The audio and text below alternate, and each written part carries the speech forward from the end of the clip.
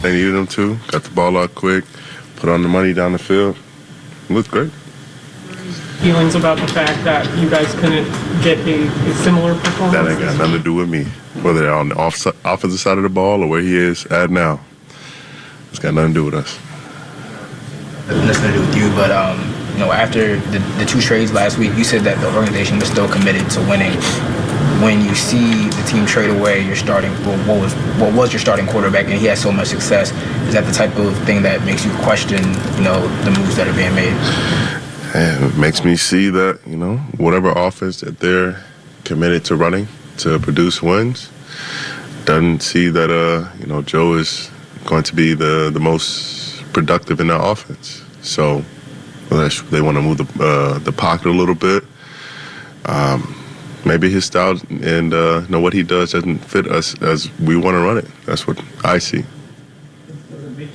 Does it make you question what you guys are running on that offensive side of the ball now?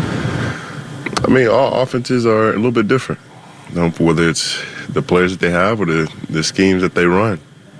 So, you got to make it work with the guys that you have and figure it out from there. You've got a pretty good pulse on the fans here, and you've had a pretty good relationship with them.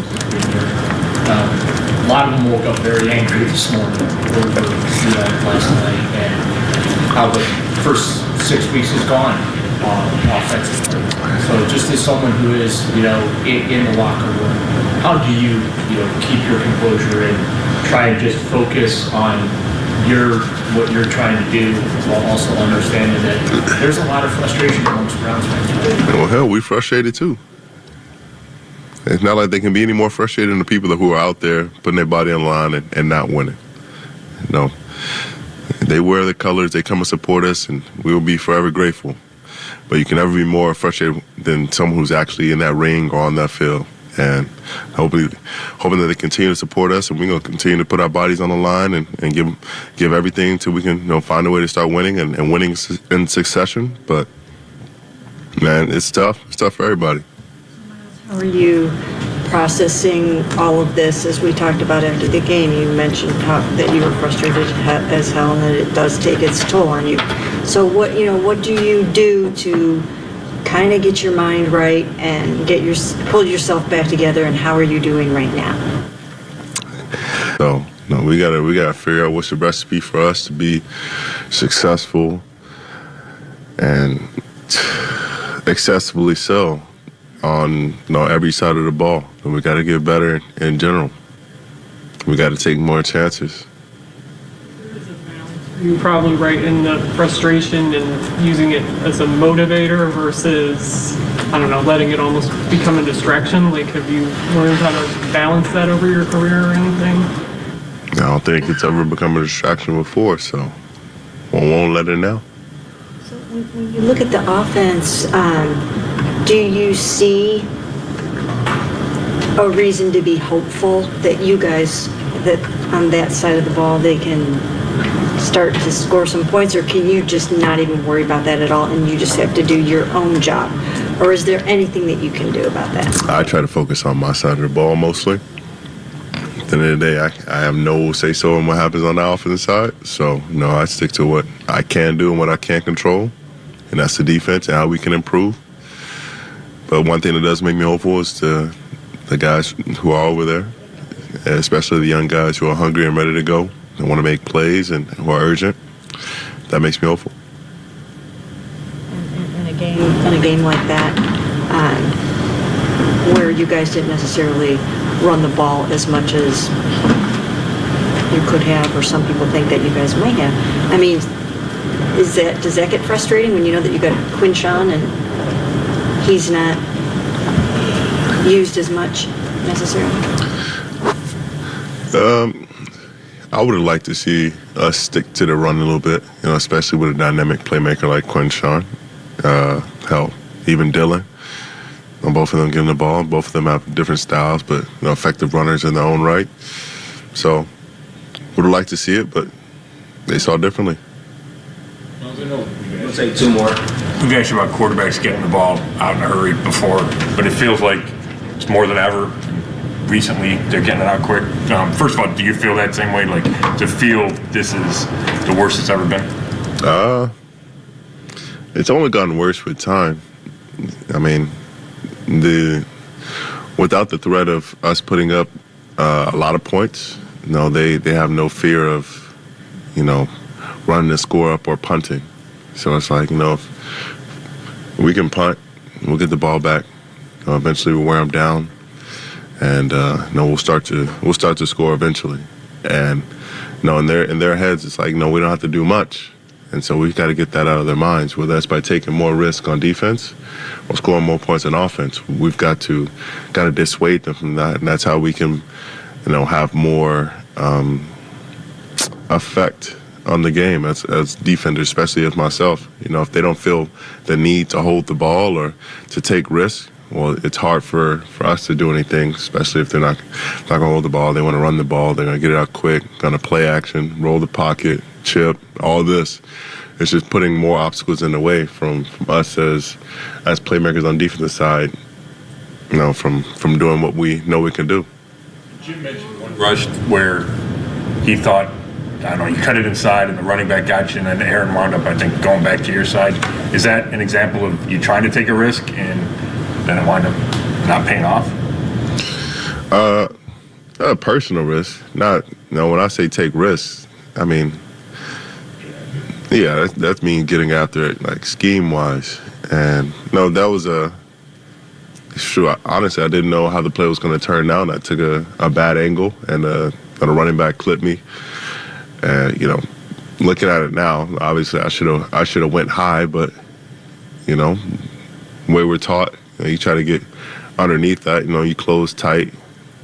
So, now I know for next time. But, yeah, you got to take risks to try to make plays, but you can't play outside of the scheme of the defense. So I think I did both, and now I know better. We'll take the last one.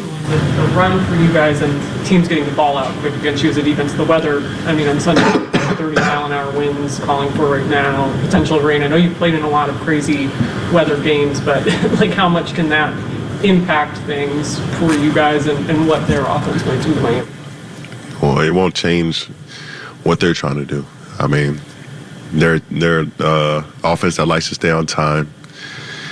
They want to run the ball. They want to get on the edge. They want to get out to the guys on perimeter, and get those quick passes over the middle. So their scheme should stay very much the same.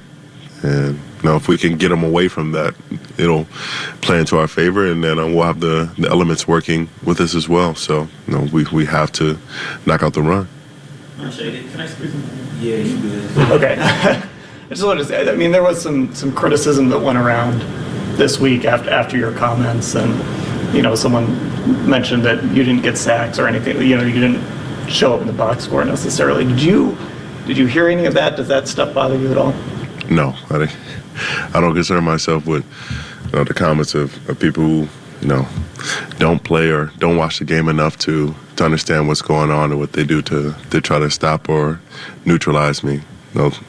Stuff like that doesn't really cross my radar. At the end of the day, offense's sole game plan for the most part is how to stop 95, and we have to do something to change that. Have to make adjustments to get me matchups just like other edge rushers around the league, so that I can have the same kind of effect, because I feel like I'm that kind of player. Appreciate it. It's an off Friday on Afternoon Drive. Initial thought is, what if Joe Flacco looks good? Yeah. That's got to be the biggest thing that everyone has to wonder, right? And he's going to look better than he did with the Browns, because the Browns this season, he was one of the worst quarterbacks in NFL history if you just took the 4 games that he played. He's going to look better. Flacco out of the gun, right hash. Takes a taller snap, fades back, lob left, one-on-one, Jamar Chase. He tumbles down and makes the grab. That's a score for Cincinnati. It felt like I might not, to be honest with you. pretty special. When I talk to my family and, we're laughing about this, and that'll be a reminder. Being here in this situation is done for me is it allows you to recalibrate and not worry about those things. It allows you to just focus on the basics. And it's a good reminder that doing that is what leads to success. 33-31 victory over the Steelers, and if you can hear it, the crowd is saying, "Thank you, Cleveland."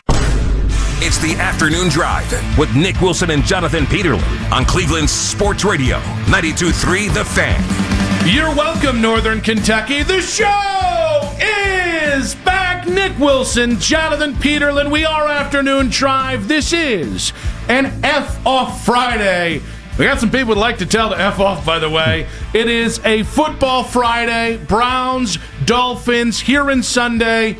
What could be a small typhoon on Sunday as well, hitting Cleveland, so it's going to be extra dirty, and we know you like it extra dirty. But that open, courtesy of Westwood One and the NFL on Amazon, courtesy of Mac Robinson on the board. Yes! We got Jake Murrin holding down the YouTube stream. Of course, guys, you can always watch us all show long on the 92.3 The Fan YouTube channel.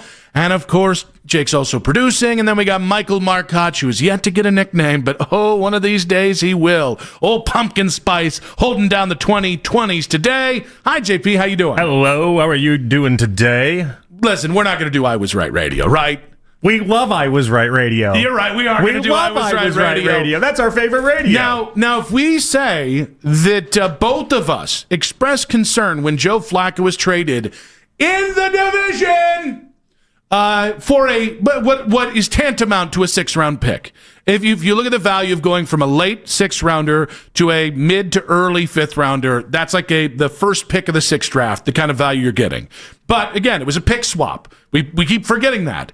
But you and I both talked about, hey, it's all great when you think Joe is washed up, but if he sees anything in Cincinnati that looks like the guy we saw in 2023, everyone's going to change. Are we allowed to say that we said that 9 days ago, or is that revisionist history? Well, just give talking points for today 9 days ago. That's all it is. No, you get to, in many respects, because I remember I said 300-yard game. He's going to have a 3-touchdown game, everything else in between. And I felt like so many people were like, oh, but the Bengals offensive line, they're so bad. He's never going to have a chance. And look at it.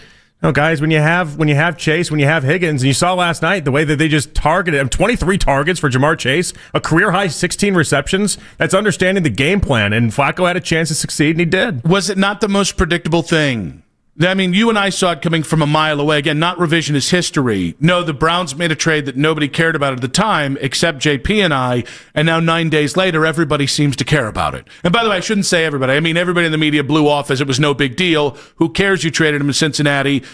We pointed out the warning signs, and here we are. But it is the most predictable thing to happen, that he would go there and have success when he wasn't hamstrung by being asked to be something he wasn't, when he wasn't hamstrung by never will be's and yet to be wide receivers and pass catchers. And it's predictable because this is how the Jimmy Haslam-led Browns do business. Yeah, and I think a couple of things can be true in this discussion, though. Like, yes, he has better receivers, and so he has more of a chance to look good. That part is true, but also you saw him connect with receivers that aren't named Chase and Higgins for big-time plays in last night's game as well. And you watched him with an offensive line that nobody thinks is worth anything last night as well. Like that last night. And a head coach that no one thinks is anything as well. Last night was more damaging to Kevin Stefanski than if he loses on Sunday against the Dolphins. Oh, see, I do think it was damaging to Kevin Stefanski. I think it was damaging to Andrew Berry as well. Well, both of them get a lot of damage in this one, but I think collectively, you're Thursday Night Football, you're on the biggest stage, a lot of heat is already around this game because Tomlin called out Andrew Berry. Like, collectively, that was worse for them what happened last night than what could potentially happen to them on Sunday in many, many ways. So I do want to get to this. I'd just like to point out that, it continues to come to things that happen like this, because it's not even about Joe Flacco. It's a running tally of laughable decisions that are made that no, we know this. We've thought this one out. We're the thought partners that crash and burn pretty consistently, and it seems to be specifically around the quarterback position, and I come back to think, well, those guys, the thought partners and the Haslams, they deserved last night. Browns fans did not. And that is the kick in the you-know-what's today. That is the frustration today. Yeah, I mean, last night, I don't know how you feel. Last night and then now into today felt like the Browns played. Yeah. That felt like a game. It felt like a game that we got kicked in the chandelier, too. A game where we got just deep-pantsed and basically just had tomatoes thrown in our direction the entire night. Like, that was a 3-hour reliving of what felt like, at the time, again, a lot of people said it wasn't a big deal. That was a 3-hour reliving of Joe Flacco showing what he should have been able to do here. I do, and we're going to what he did 2 years ago. I want to throw this out to you guys because we're going to get to this. 216-474-0092. At Nick Wilson says, at Jay Peterlin on social media reactions on X, powered by Scheiben Jewelers, Cleveland's premier jewelry store. Who do you blame for Flacco's Cincy success last night? Is it more on Stefanski? Is it more on Barry? But Miles said something that I think tags on to how I feel today as a Browns fan. Not as a media member, not as one of the many media members who, I don't know, is more performative for YouTube and Pat McAfee show than it is to speak to the truth of this situation. But Miles said something that I think might be true in a lesser football town. But I think it goes to the attitude of the Browns. And it really pissed me off when he said it. I want to say I do know those guys are more upset than we give them credit for. And sometimes you worry about the guys checking out. I don't see a lot of guys there checking out. I see a lot of guys not believing you can win, which is not great, but I don't see a lot of guys checking out. But he said they can't be more frustrated than us. Miles said Browns fans who are upset about Joe Flacco and about the 1-5 season can't be more frustrated than the guys that put on the jersey. You're wrong, Miles. We can.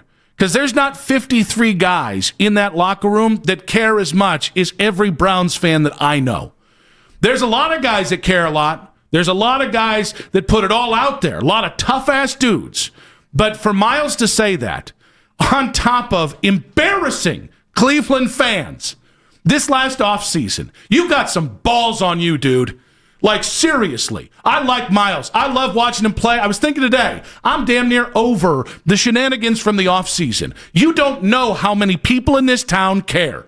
When I look at a Browns jersey, the ugliest damn colors in the NFL, I don't just see players that I've loved and respected, like Myles Garrett, like Joe Thomas is going to join us at 4 o'clock today, right? I don't see just Bernie Kosar, my earliest memory of Ozzie Newsome making a catch, or Webster Slaughter, or any of the greats on the in-between. No, I see Jim Wilson. I see the Jeff Garcia jersey that when I get sad because I miss my dad after 13 years of him being gone, I put that son of a gun on to this day. And I do it more than I ever talk about on air. That's what I see. This is generations of great fans. And so it's not just about what Miles said, but you are dead-ass wrong if you think you care more than the people in this town. Because the people in this town were here before you were here. They'll be here after you're here. I don't think he was making it like a measuring contest or anything. I think he was just trying to express that he's also frustrated. Yeah, but I think he put it the wrong way. And the way that he put it, that's not helpful at this time. For a guy who speaks in 75 different directions and seems to say one thing and then another thing a week later. That is not where anything needs to be derived today. But you know why it pissed me off? I'm dying to find out. It pissed me off because that's the attitude of that organization. That organization, after every failure, we get after every little modicum of success they have, we get a J-Dub tweet about, well, the Trolls aren't going to like this. Yeah, yes, you outlasted Green Bay in a game that they fumbled in the most historic way, and you should be 0-6. We should have loved that a little bit more. It is the attitude of that organization that every decision they made, because their process is great, don't worry about the results. That's how you get. And it's not even about Joe Flacco. You and I saw this coming.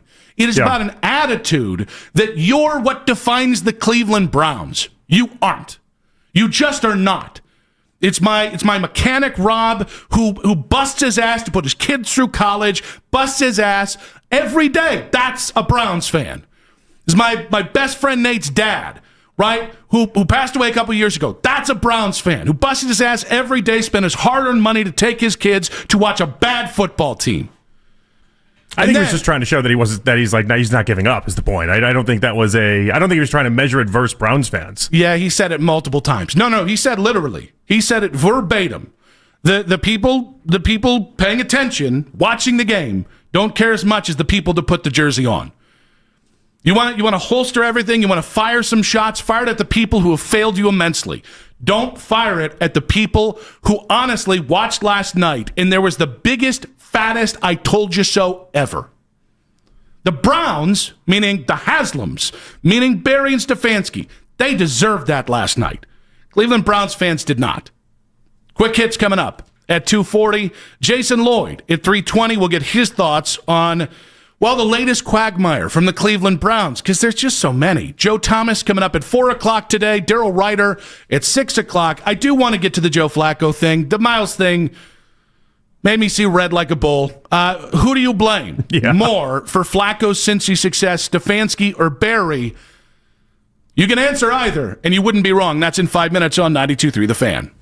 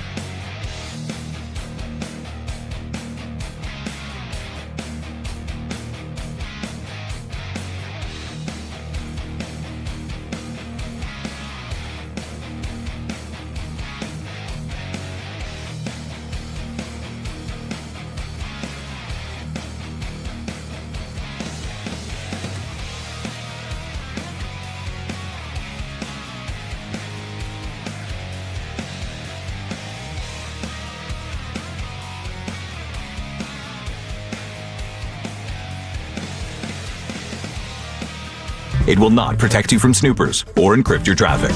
So get better online protection with NordVPN. NordVPN will encrypt your traffic, protect you from malware and phishing, and stop annoying ads. Save 77% on NordVPN and get 3 extra months. All right, so tell me again how this is not the same old Browns. Fans are restless, and the Browns need a win as they take on the Dolphins on Sunday. Be a part of the conversation on the radio home of the Cleveland Browns. We are Sports Radio 92.3 The Fan. We frustrated too. It's not like they can be any more frustrated than the people who are out there putting their body on the line and not winning. They wear the colors, they come and support us, and we will be forever grateful. But you can never be more frustrated than someone who's actually in that ring or on that field. And hoping that they continue to support us, and we're going to continue to put our bodies on the line and give everything until we can find a way to start winning and winning in succession. But, man, it's tough. It's tough for everybody. Browns edge rusher Myles Garrett there, so you've heard the thing. It's weird. It's weird. I said I didn't think it was a measuring contest, but he kind of made it seem like a measuring contest. That's just it's a weird way to play. Now I wouldn't have gone as crazy as you did on it, but like that was an odd thing for him to say, like because you can't measure. How are you going to measure something like that? You can't measure whether or not you care more than the fans. Like in theory, Myles is looking at the amount of hours and sweat equity that he puts into it, which yes it overtakes somebody that has put 35 years into this just because of the amount of hours that he's putting in, day out to try to work on his craft, etc. But like, it's just you're never gonna win that battle. That doesn't seem. It seems like an odd hill for him to go down. Players don't listen. I can't identify with Jimmy Haslam. I can't. I just there's nothing like me and Jimmy are just completely different men. When it comes to Andrew Berry and Kevin Stefanski, they've made their whole persona unrelatable because, wow, we're strategic, we're thought partners, we're this, that, and the other. The only thing we have to relate to in this town is the players. And so when you get into which really aren't at the heart of it, aren't that relatable if we're being honest about it. No, I don't. I mean, I think that's a very fair point. But I just think in the moment, like Henry on Twitter said, wanting a player to give you his feelings, then going on a rant that feels like it has nothing to do with what Myles said. If you didn't hear what I heard when Myles said what he said, that's fine. I do want players to be authentic because I think it's much more worthy of being ripped when they're inauthentic than that. That doesn't mean that when they say something I disagree with, I'm just going to be like, well, he said what he feels, so I guess I'm just checking out on this one. So to me, and this is where I think we do come aboard the same ship here, is the idea that this shouldn't be, and maybe sometimes they always position it this way in this franchise, at least under Haslam. It shouldn't be us versus them in any sort of capacity of this. Yeah. They should all be one big group getting together to be like, yeah, right now it's miserable, and we're all in this miserable suckfest together, but hey, like we're all in it together, not trying to figure out who's got it worse. Like that doesn't make sense to me. Like if I'm poor and you're poor, we don't have to like pull up the check balances accounts to be like, oh, wait, I have $37 in my account and you have 24. Like we're both poor at that point. It just doesn't make any sense to me. We can all be frustrated. At that point, it should be like a Band of Brothers type moment instead of being like, well, we're more frustrated because we put more hours in any given week on this than you do. Now, specific to Joe Flacco beating Pittsburgh last night, Mike Tomlin's worst fear coming true. By the way, is he just bad at facing Joe Flacco or is he just bad on Thursday Night Football? We'll never know. Well, I think it's more Thursday Night Football. Flacco's now, 7-1 against Tomlin on Thursday Night Football games. He's 11 and, I guess now 12-11 in his career against Tomlin. I'm going to go with the Thursday Night Football thing. I agree. Short rest, something with Tomlin and Thursday Night Football has never worked. He's great off of a bye, as we saw. He's absolutely miserable on a short week, and you saw it last night. Now, that being said, we did hear, obviously, Mike had his comments about Andrew Berry earlier this week, last week. No questions, by the way. No questions by the Steelers reporter after that game. None of them asked anything about Andrew Berry. Probably should have. Feels like a little dereliction of the duty there. You'd think it'd be something that would be asked. Now, there were plenty of questions of Kevin Stefanski today about how he felt seeing what Joe Flacco did yesterday. And I take Kevin at his word on this one about whether he watched Thursday Night Football or not. Watched Joe Flacco and the Bengals? I did not. No, I'm definitely asleep on Thursday nights. Oh, he did? Into the way. Yeah, obviously, as you know, you're always rooting for all of your friends around the league, and that really happens on a lot of teams, but really mostly focused on our team and what we got in front of us. All right, I'm very torn between feeling empathetic for Kevin Stefanski, who I don't think wanted to trade Joe Flacco, and also being mad at Kevin Stefanski, who turned Joe Flacco into check down Charlie for 4 games and basically made Joe cross-eyed by just being like, oh, hey, just don't turn the ball over and we'll be fine, which turned out to not be true. So we can all just get on the same page, though. Stefanski he lied to us there, right? He watched it. He just didn't want to say anything about it. Yes. Probably with a scotch.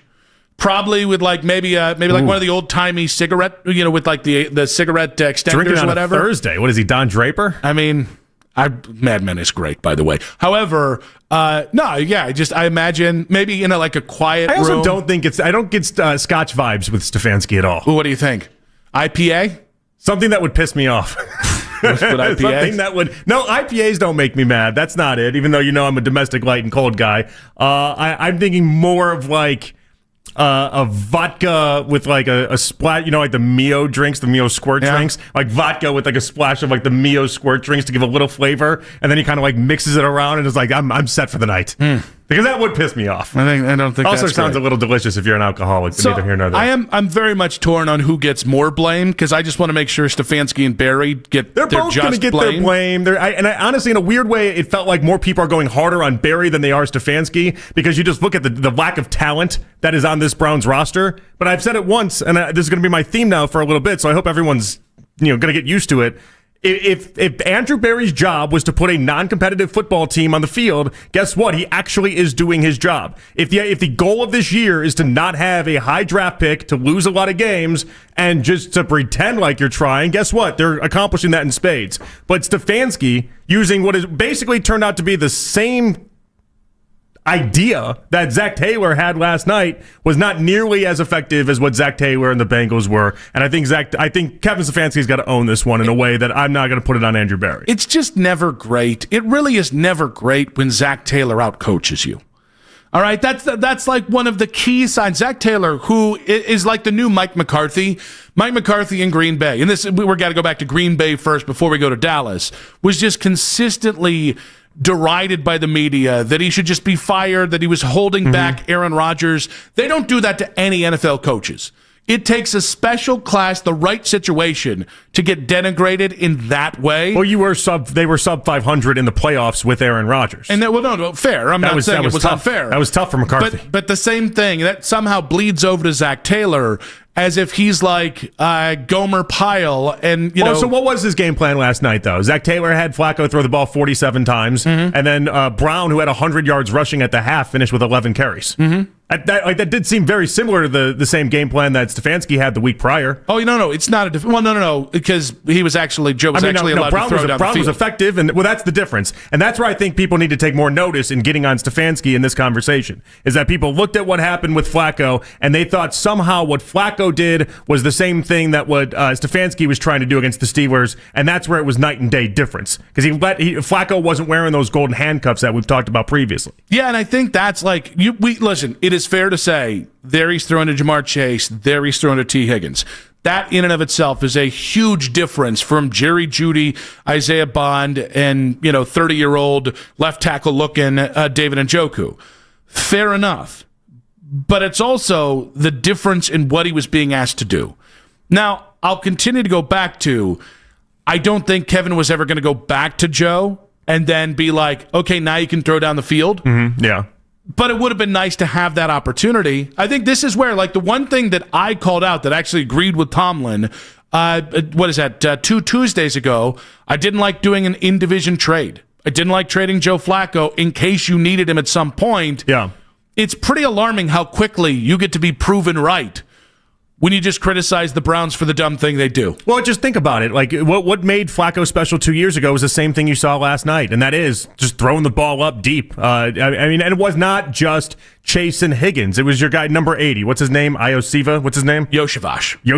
Yeah. Yeah, he had that one pass that was like 45 yards in the air, and 80 looked up and grabbed it as if that was like, it was put in his breadbasket. Like it was consistently stuff like that. Yeah, yes, he targeted Jamar Chase a ton. 23 targets in that game. He targeted him a ton, and it was shocking that the Steelers just never figured it out. But you let Joe cook. That was the point. Who? Oh, wait. I'm sorry. But was that another thing that we got made fun of for in the station, or is that also revisionist history? 216-474-0092. Who do you blame for Flacco's Cincy success more, Stefanski or Barry? Let's go to Kyle in Kent. Welcome to the show, Kyle in Kent. Well, thank you very much. I appreciate you taking my call. Yes, sir. I'm taking a different kind of stance on this. We've been in with Harvard and Penn State and Jonah Hill, and I feel like we're back to I'm your guys' age, right? Like, my father passed too, but my first game ever was at Muni Lot, and but I was 6 years old, or Municipal Stadium, and that's when I came to earth, in a trough, eyeball to eyeball. You know what I'm talking about? But we've been hearing thought partners and data points, but I want them to hear Walter Sobchak. What I heard today is he's cracking, dude. They are all cracking, right? Do you not feel and it's exciting. And this is because this is all we know for fun and excitement. Like in Dumb and Dumber, when they're waiting for him to eat the burger, and we're just waiting for it to blow up, and we're here, we're on it. There's no more nonsensical data point talk. No, it's that chant Cincinnati gave. The best 4 games I had in my life, 5 games was Joe Flacco, and he's going to do 6 games and win a playoff game, and we're just going to be erased. And it's going to be. I love the Zoo guys. I love you guys too, and let's enjoy the spoils here. Kyle, we appreciate you. I like the idea of hey, let's just lean into how bad they're going to be. I will say, because I know Kyle's being playful, I am not going to be cynical. I can be cynical about Barry and Stefanski, but it's not going to turn me cynical on the thing. I'm still going to try and remain hopeful as a fan, even as I don't trust them, because you don't have any other choice. Yeah, but this does hurt your hope. I mean, listen, I'd love to look at it glass half full, but you watch a game like last night and see what Flacco could do, and you just think, this wasn't 7 weeks later, this wasn't 10 weeks, it wasn't 2 years later, this was 10 days later. Happened so quick. Joe Flacco looked like he was 30 years old again last night. We didn't get any of that Joe this year. Who do you blame more for Flacco's Cincy success, Stefanski or Barry? More from you guys, 216-474-0092. And lessons for the Browns in 5 minutes on 92.3 The Fan. Hey, it's Nick Wilson here for Universal Windows Direct. It's October, right? We know soon enough these chilly fall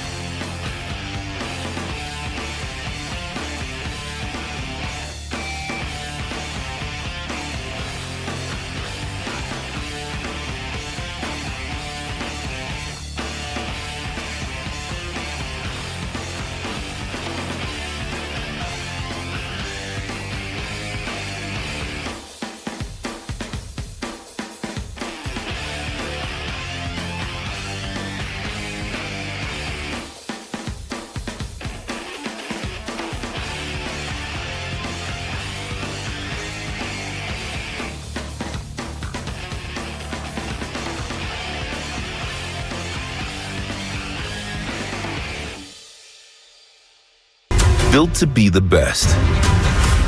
Available at the Home Depot. Whenever you need to talk about the Browns, we got you covered. What a great game last night.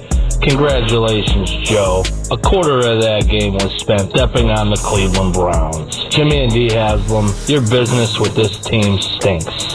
The team itself stinks. Kevin Stefanski, thank you, but your services are no longer needed. Go Browns. We are Sports Radio 92.3 The Fan. You can listen to The Fan anytime, anywhere on the free Odyssey app or by telling your smart speaker to play 92.3 The Fan. And now you can find The Fan on YouTube, included The Ken Carman Show with Anthony Lima from 6 to 10 a.m. and Afternoon Drive with Nick Wilson and myself, Jonathan Peterlin, from 2 to 7 p.m. live each and every weekday on The Fan's YouTube channel. Subscribe to our channel for free to watch all the best content from your favorite shows in The Fan live and on demand now. No doubt. It's different playing quarterback when you're throwing to Higgins and Chase. But I do think, when you talk about Cleveland, once you start talking about being a below average team year after year after year, me and my brother had a lot of conversations back in 2017 when they went 0-16. And he's always telling us, it starts at the top. And that's not just for the Cleveland Browns. That's a lot of organizations that if you're not aligned from the top all the way throughout, you're going to have issues. And I think the hard thing for Cleveland is the last, 20 to 30 years, there's never really been a season or 3 seasons in a row where you're like, man, the alignment here is great and we're going to ride this run. It's just like, you make a playoff appearance, then it's right back to that. It's just, I think that's been the hard thing. So I think it's a little bit of everything thrown in there when you talk about the Joe Flacco situation.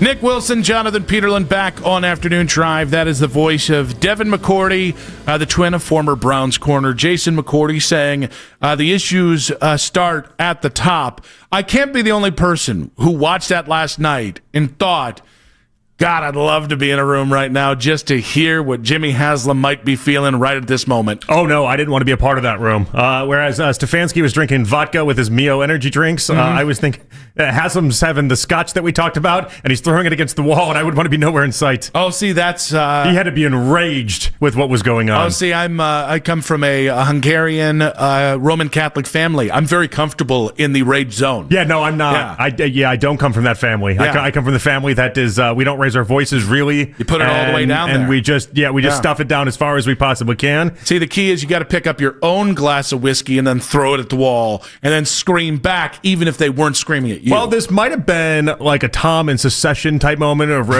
where you pick up you see him throw it, so you pick up the glass yourself, and then you chuck it against the wall as well, just because it feels like you got to be one of the boys. And then everybody just starts chucking glasses against the wall, just in pure and utter outrage. If I'm Haslam last night, like we talked about, like what could set him off or what could eventually get him to just implode, and it's games like last night. I mean, obviously games like Sunday are going to matter in a big time way, but you got embarrassed nationally. And we don't have enough national games to get embarrassed on this year. That might be the best opportunity for him to really feel that he doesn't have the guys that he needs to have in charge. But this is where it's super important, because Barry and Stefanski have done some good things here, and they've done some really dumb things here, right? It hasn't all been bad. The all been bad thing, the through line is Jimmy. The through line is the Haslam family. So, like, if you're looking last night and thinking, Joe should be here, or why do we have to trade him to Cincinnati, or why for the value of a 6th round pick, because that's what it was, the pick swap from the 6th rounder to the 5th rounder that you traded, you kind of got to start with yourself. And he kind of got to start, whether it's with a Ty Dunn piece, where Ty Dunn says that Dan Campbell was a candidate, came in, said I want to run the ball, and apparently Jimmy was like, nope, we got to throw the ball. Yeah, because analytics told him not to. Yeah, so like whether it's that or whether it's just the idea of analytics in general, and meaning it being the first thing that has to go. Like, it's not even about the Joe Flacco thing. It's just Joe Flacco's the latest evidence of somebody at the quarterback position leaving Cleveland, or a decision these guys have made blowing up in their faces one way or another, or a quarterback going elsewhere and playing better football. Yeah, but the hard part, though, is that there's so many different baseball comps that you can have with this, but where the baseball comps fail, like when Ernie Clement goes to the Blue Jays and then is awesome, every Guardians fan is like, well, that stinks. That might be some reflection on the Guardians. And then when you start to see other players go over there, like Yandy Diaz or Junior Caminero, and you're like, oh, wow, like it's happening more than once. Maybe we should start to pay attention to it because it's starting to be something that's repeating over and over again. And with the Browns and Joe Flacco, like I feel like there's a little bit of that happening here, where we've watched how many players leave the Browns and then be good, and we just have to wonder to ourselves, and Baker's at the forefront of this, why is it that when they're here, we don't know it, we don't recognize it, we can't get the best out of them? Stefanski's failure is bottling Joe up and basically rendering him useless, and then we see that Joe Flacco from 2023 is still there 2 games into his stint in Cincy. Barry's failure is, quite frankly, trading him within the division when you might still need him at some point if Dillon fails spectacularly and you don't feel ready to go to Shador. With Haslam, it's the whole thing. It is everything, and that's what he's got to learn from. What do you think? Or what do you think maybe last night could teach the Browns? I don't know that Haslam can be taught anything at this point. I think he's very open to listening, it seems like, but he's listening to the people that I don't know that he should be listening to right now, because I'll give him this. He is incredibly loyal to whatever vision they've presented to him. Say that. But when it comes to Stefanski and it comes to Barry, my problem I have with both of them is that it feels like they're beyond being taught. It feels like they're beyond looking at last night and saying, didn't have that evaluation right. Maybe we can get it right this way. Same thing with Baker. Again, this is truly just a mini version of the Baker discussion that we've always had. And that's just, I don't think they learn from these mistakes. I don't think they've shown me no sign of understanding that they have the right idea of what it takes to go off of where they failed. I feel like the more we've got to know these guys, I do feel like the smartest man in the room motif feels real. Because, like, to me, I've been in rooms with plenty of smart people, and the smartest people in the room don't actually believe they're the smartest people in the room. Yeah, most smart people actually think they're dumb. Yeah, or at the very least, recognize other people's intelligence. And I think that's the old line that they always tell you. It's like, if you're the smartest person in the room, you need to find another room. Yeah, which... I was going to make a cheap joke about Sports Talk Radio. We don't need to. Well, there's only 2 of us in this room. Yeah. So, well, I mean, the collective room. You tell me what's going on here. I'm the dumb one. That's how I see it as well. Yeah. It turns out I need to find a new room. See? Somehow it hurts both of us. How does that work? But, no, I mean, I agree, but I think my problem is I don't think Jimmy can learn that. Again, I don't want to say, analytics. No. Analytics can't be the only thing that matters. The head of the snake has to be football. You've proven. Your thesis was we're going to be more analytically inclined than anybody in sports, right? Anybody in football, certainly. That hasn't worked. At some point, success process, if the process doesn't lead to success, your process, the answer has been delivered. But I don't think we're any close to learning that. I mean, we are. Even like the Stefanski clip we played last segment, like just think about how broken that man is right now, or how he just appears to be so broken. That's a head coach of a football team saying Thursdays when I catch up on my sleep. Yeah. He'd rather tell you he didn't watch football, which is like a crime in the football world to be like, I wasn't working 24/7 and grinding tape and watching everything. He'd rather tell you that than to try to tell you something about what's actually happening around this team and around what happened with Flacco leaving. Because he can't. He's hamstrung. He grew up listening to WIP in Philadelphia, so he knows not to acknowledge that he watched the game last night with sad tears. Helping his dad break down Suns tape or something. I don't know what he was doing. Dad, looks like these guys suck. Okay, all right, I think we're right. Hey, Dad, you were just recently with the Pistons. You helped them out of getting out of suck. What do you know about this? Can you help us out a little bit? Yeah. Oh, now you're at the Suns. Oh. Okay. You mean people just pay you a lot of money just to kind of like be around bad teams and get them to be semi-decent? Consultant's the best job in the world. Can you imagine Kevin Stefanski, football consultant? I'm just thinking, well, how about this? Nick and Jonathan, football consultant. But instead of constructive criticism, we just mock you until you get it right. Well, I also think we'd do great in the college game, if I'm being honest, where we just roll up to them and be like, so your answer is simple. You need more bagmen. Yeah. You need more NIL. Okay. This isn't hard. Hey, have you thought about getting better quarterbacks? Just thinking out loud. Like, you gave this guy $3 million. Great idea. Oh, this was I ever tell you the story when we were house hunting a few years ago?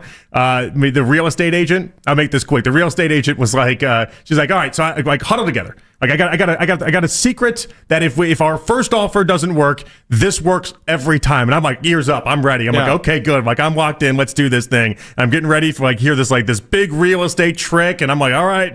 And then she goes, we'll offer them about $15,000 more than we initially offered them. And I'm like, that's not a trick. That's just more of my money. No. That's how you do it. That's not a trick. That's just, you're just giving them more money. By the way, was her last name Haslam? Because it does seem like Jimmy's idea of, I failed. Here's money. When she said that, she waited for now take my retainer now. I'll take my fee now. Thank you. Also, I got some dynamite property in Brook Park that I might be able to sell you there. 216-474-0092.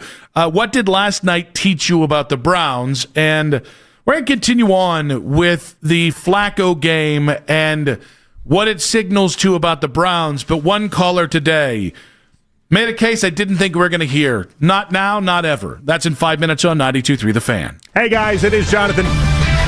This is Andrew Perloff with an Odyssey Sports Minute. It was fun to see Joe Flacco ball out for the Bengals last night. He threw for 300.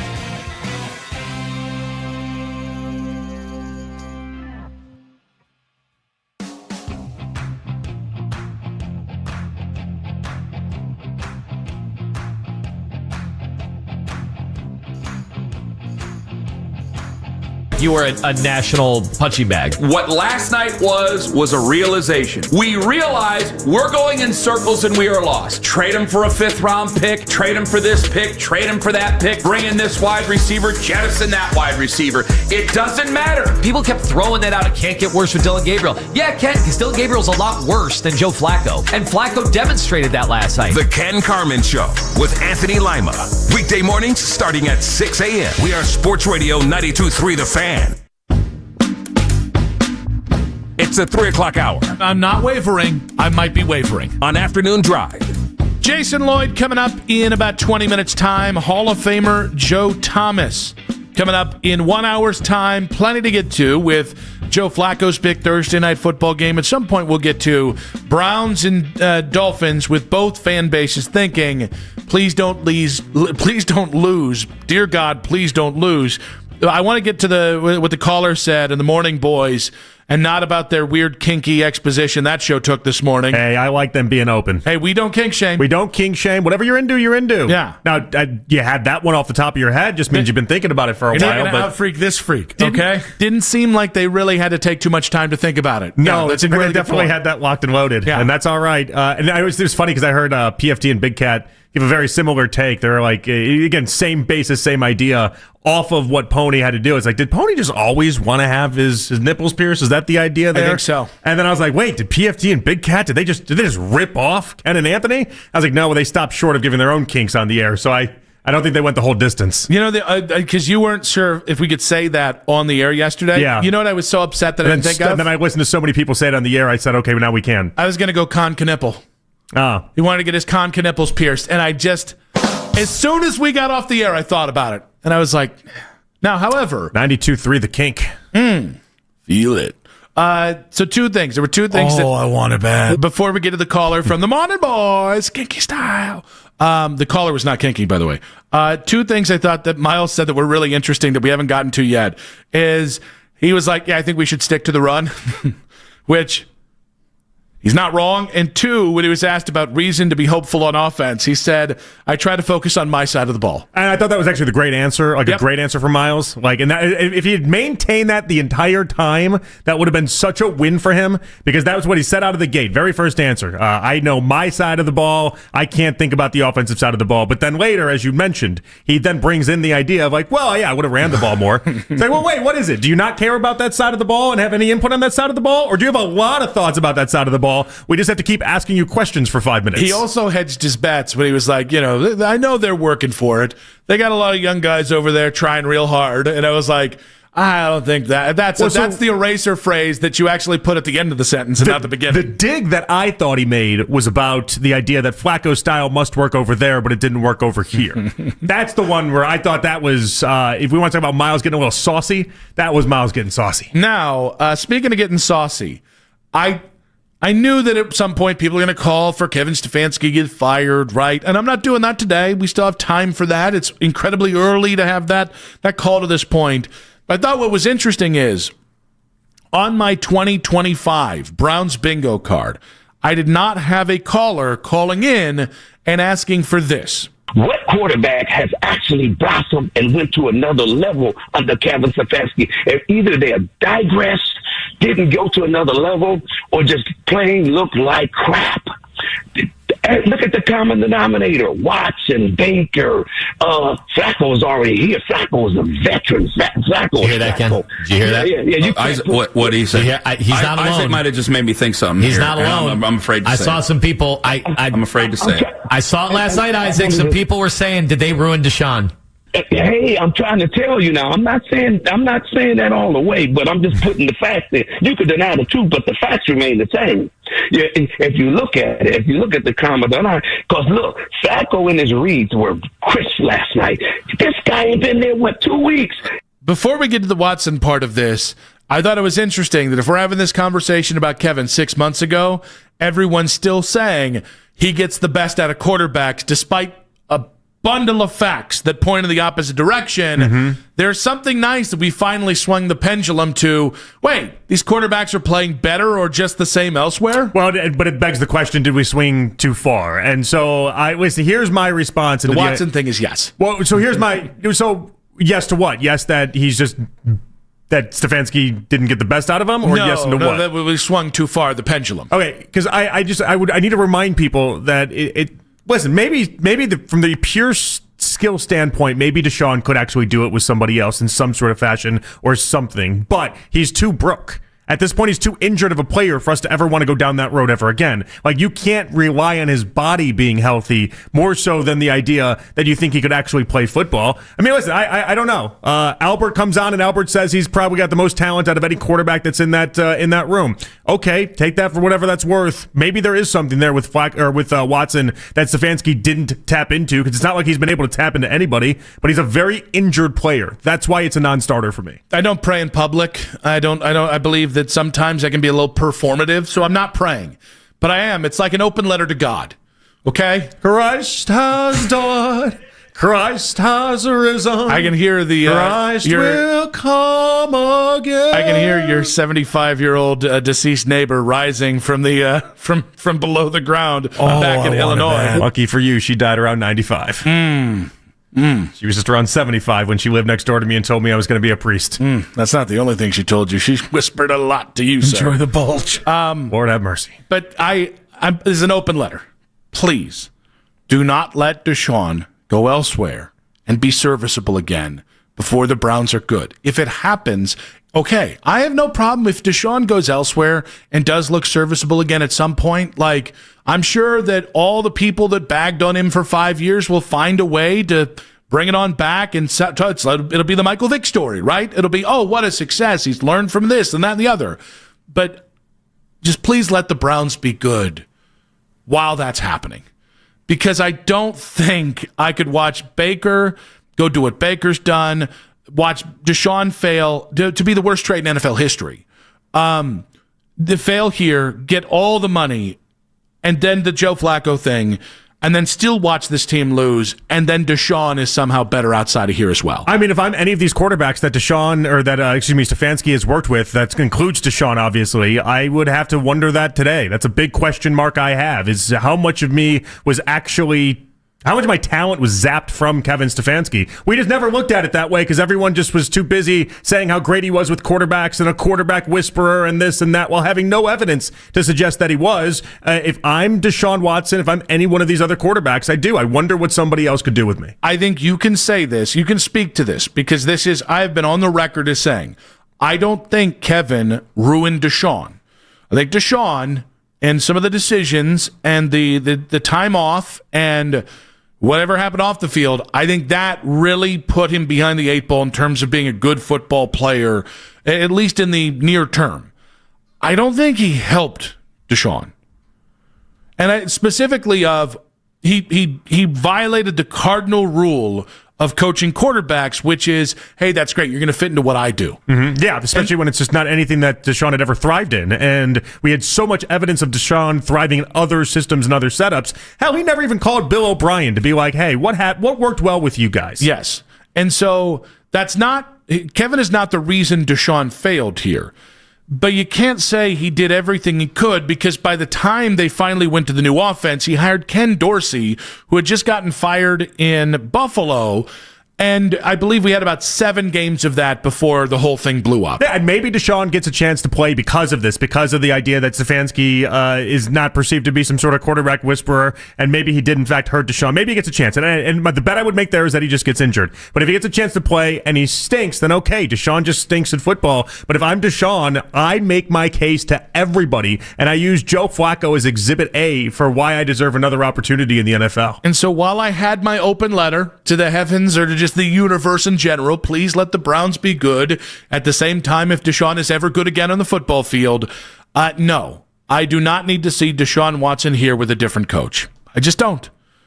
There's nothing about that. And again, it's not even about, you made a great point, just a football point, which is he's just broken. He can't stay healthy. He's had the shoulder injury, the Achilles injury.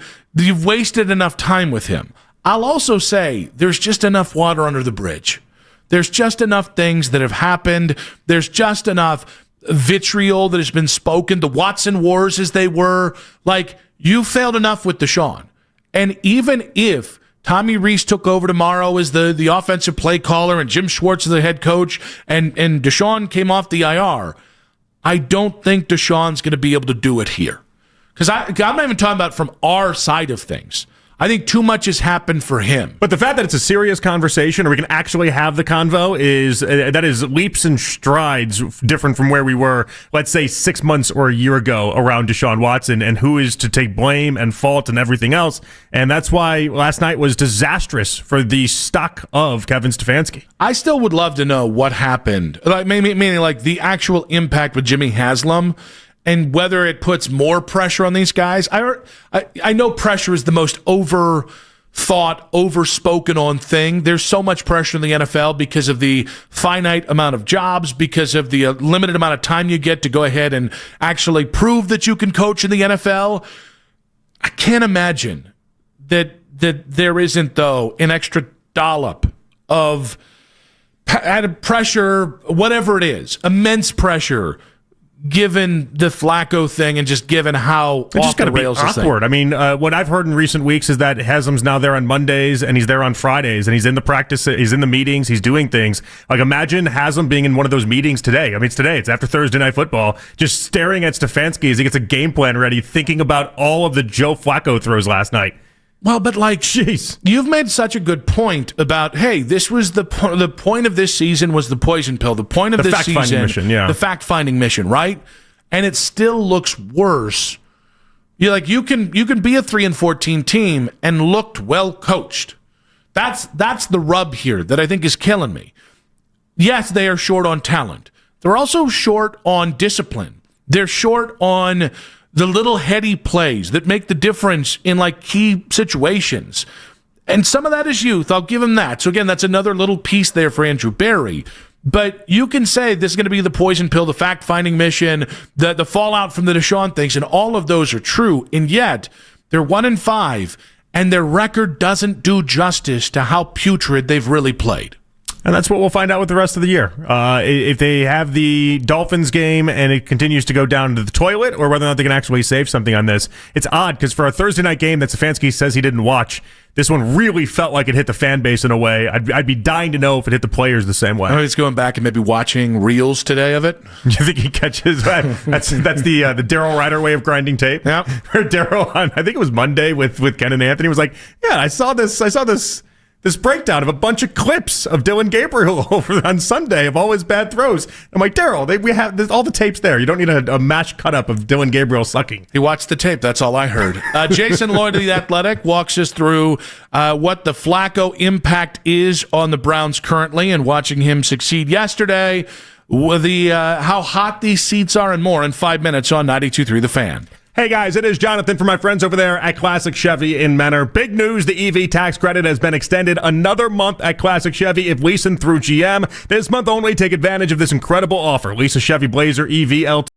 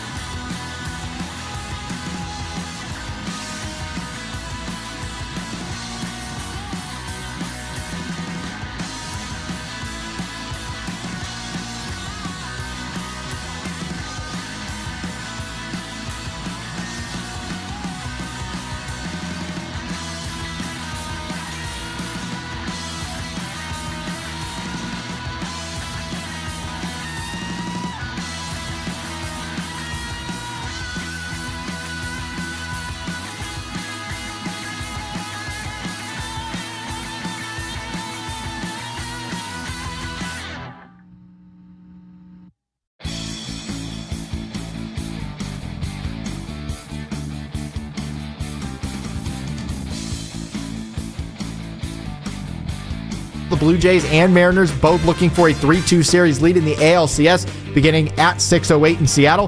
For the Dodgers look to close out the Brewers with a sweep in Los Angeles. First pitch in that one set for 8:38.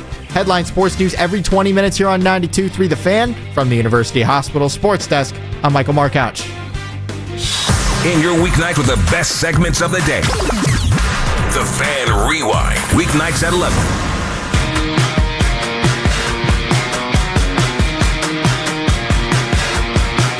Back on Afternoon Drive, Nick Wilson, Jonathan Peterlin with you. We've got Joe Thomas coming up in just about 40 minutes. Joe Flacco suddenly good at football again. The Browns consistently not good at football. What does it all mean? To put it all together, we're going to head out to the Fan Hotline here and welcome on of The Athletic, Jason Lloyd. He joins us now. Happy Friday, Jason. Hello, Jason. Hey, man, don't expect me to make sense of the Cleveland Browns. You've come to the wrong spot if you expect me to make sense of all of this. Well, we're going to try. It's funny because, Jason, I kind of feel the same way where I'm like, you know what, for the past year or so, they just don't do anything I advise anyway, and they just always go the wrong direction. So maybe I just tap out of this one. I don't know. I don't even know. Where do you want to start? Well, how about we go here? What's the right reaction to Joe Flacco's success last night, 2 weeks after being traded in the division to Cincy? All right, this is complicated because, first of all, I never understood why they signed him. He's a 40-year-old quarterback. I've said that since the day they signed him. What are you doing? Why are you signing a 40-year-old quarterback? I haven't understood any of their plans that they've done with any of these quarterbacks. I haven't understood anything they've done since they signed Joe, drafted 2 mid-round rookies, and then traded Pickett, who was supposed to be your day one starter. Like, nothing they have done makes sense. So on the one hand, of course, yesterday was embarrassing for the Browns, right? Like, it felt like Cleveland lost and Cleveland didn't even play. I mean, when you got Bengals fans chanting, "Thank you, Cleveland," like the Browns are a punchline again. On the other hand, he's a 40-year-old quarterback. He didn't have much of a future here, so I get that part. To me, the biggest indictment, I wrote this today, I've talked about, the biggest indictment is really on the Browns receivers. And, there was always going to be a game where Joe's going to throw for 300 yards and 3 touchdowns just because of who he's throwing the ball to. It's just, of course, it's the Browns' luck that it happens on a national game. It's the only game on and the entire country is watching. But are you really shocked that, Joe had a great game throwing to Jamar Chase and T. Higgins? I'm not. And I was the one saying, he can't move back there with the Browns. But when you look at the Browns receivers and you look at who he's throwing to in Cincinnati, why was last night such a shock? Honestly, why? No, it didn't catch us by surprise. We said that he'd have more success there. The hard part I have is that, Jason, I feel like there are plenty of quarterbacks that have success without a good group of wide receivers. Baker this last weekend, he didn't have Godwin, didn't have Evans. Ibuka got injured early in that game, and he was throwing to Tez and Cameron Johnson. Cameron Johnson, a D2 player who was making his first career receptions, and the guy was having touchdowns. But you can't be bad at both. You can't miss wide receivers and offensive line. And where the Browns have had their struggles, at least run up against it here, is that they're bad in both areas. I don't think it's just being bad in one area. I think it's being bad in both areas, Jason. The tackles are the worst collection of tackles in the NFL. I don't have the data to support that, but my eyes tell me there is no team in the league with worse tackle play right now than the Cleveland Browns. But I do have data for the rest. Okay, so you ready? Mm-hmm. Browns receivers are dead last in the league at creating separation. They are, in terms of speed, on max speed on routes, they're 30th in the league. And in terms of tight window catches, like having to contest and make a contested catch, they're dead last. They've made 2 of 20, and no one else in the league is under 19%, and the Browns are at 10%, 2 of 21. Sorry. So, let's sum that up real quick because people are driving and they're not writing this down. They have some of the slowest receivers in the league. They don't create separation. They don't catch contested passes. And I forgot, they lead the league with 17 drops, and 10 of those 17 would have been first downs. So you can talk about injuries, and you can talk about other teams' receiving core, and but other teams don't have 2 elite receivers. No other team in the NFL has a receiving room that bad. Show me another team that has slow receivers who don't create separation, who can't catch balls in traffic, and who drop first downs. And then show me how you're supposed to move the ball on offense with that. So this is, I don't have the data to tell you these are the worst tackles. I just gave you all of the data that this is probably the worst receiver room in the NFL. Jason Lloyd of The Athletic on the fan hotline here. So we're talking about lessons that can be learned here. And I want to focus specifically on the Haslams and Jimmy Haslam. What should Jimmy Haslam have learned from the last 6 years with the thought partners? I mean, you want me to be a smart aleck? Yes. Because the overwhelming answer was the Deshaun trade was a mistake. Like, everything that has gone wrong with the Browns can be traced back to that trade. And I know you're looking for something a little bit more philosophical about who you can trust or who do you put your faith in or something like that. But honestly, it all goes back to Deshaun. The picks that they gave up, the cap sheet that has been devoted to him, kicking the numbers down the road year after year after year, and this massive cap hit that's still looming. Not to mention just the tragic miss that the quarterback was. Like, it was devastating to the franchise, and it's going to take multiple years to dig out of that. And that's what you learn from it is, like, they missed. And beyond that, I don't know what grand lesson you can learn, because it's an enormous if that trade hits, you're having a completely different conversation today and everything looks a lot better. But when you don't have a quarterback, it exposes everything else on your roster. And right now the Browns have a nice running back who's a rookie, who I think is going to be really, really good for a really long time. And that's it. They don't have a quarterback. The receiving room is awful. They have no linemen under contract for next year. And, I've said this a zillion times. I'm sick of saying it. I'm sure people are sick of hearing it, but it never rings true more than it does today. The offense was horrible last year. And what did they do to address it? They traded down from 2 to 5, and they spent their top 2 picks on defensive players. So what did you think was going to change? Could have taken a left tackle at 2, could have traded down to 5 and taken a left tackle. I think Mason Graham is going to be a wonderful player on this team for a long time. Also, I think left tackle was a bigger priority on this team than defensive tackle was. And they had opportunities to address it. I think Carson Schlesinger is going to be a wonderful linebacker. He's going to be a great player. Like, 2 things can be true. They made great draft picks that are going to help this team win, and there were more pressing areas on the team as well than linebacker and defensive tackle. So they got Quinshawn, and they don't have much else because they've taken one lineman in the last 2 years, and he can't dress on Sundays. He's so bad. Think about how awful the Browns' offensive line situation is, and Zach Zinter can't even be active on Sundays. That's how bad of a pick that was. So the offensive line, like, we're so focused on quarterback, and rightfully so, the offensive line is really at a crisis point because there's nobody under contract. None of these guys are under contract next year. So I don't know. I always assumed, Joel's going to retire and they'll probably move on from Wyatt. You might have to bring Wyatt back. Who else is going to play? You can bring in 5 new guys? Like, you got to have some sort of somebody who knows what they're doing out there and somebody who has experience. So, and who knows, maybe by we get to January, this entire thing's blowing out anyway and everybody's gone. Who knows? But, like, the offensive line and the fact that hasn't been addressed, the only time they've addressed it the last 2 years through the draft is on a guy who can't even be active, let alone on the field on Sundays, is an embarrassment.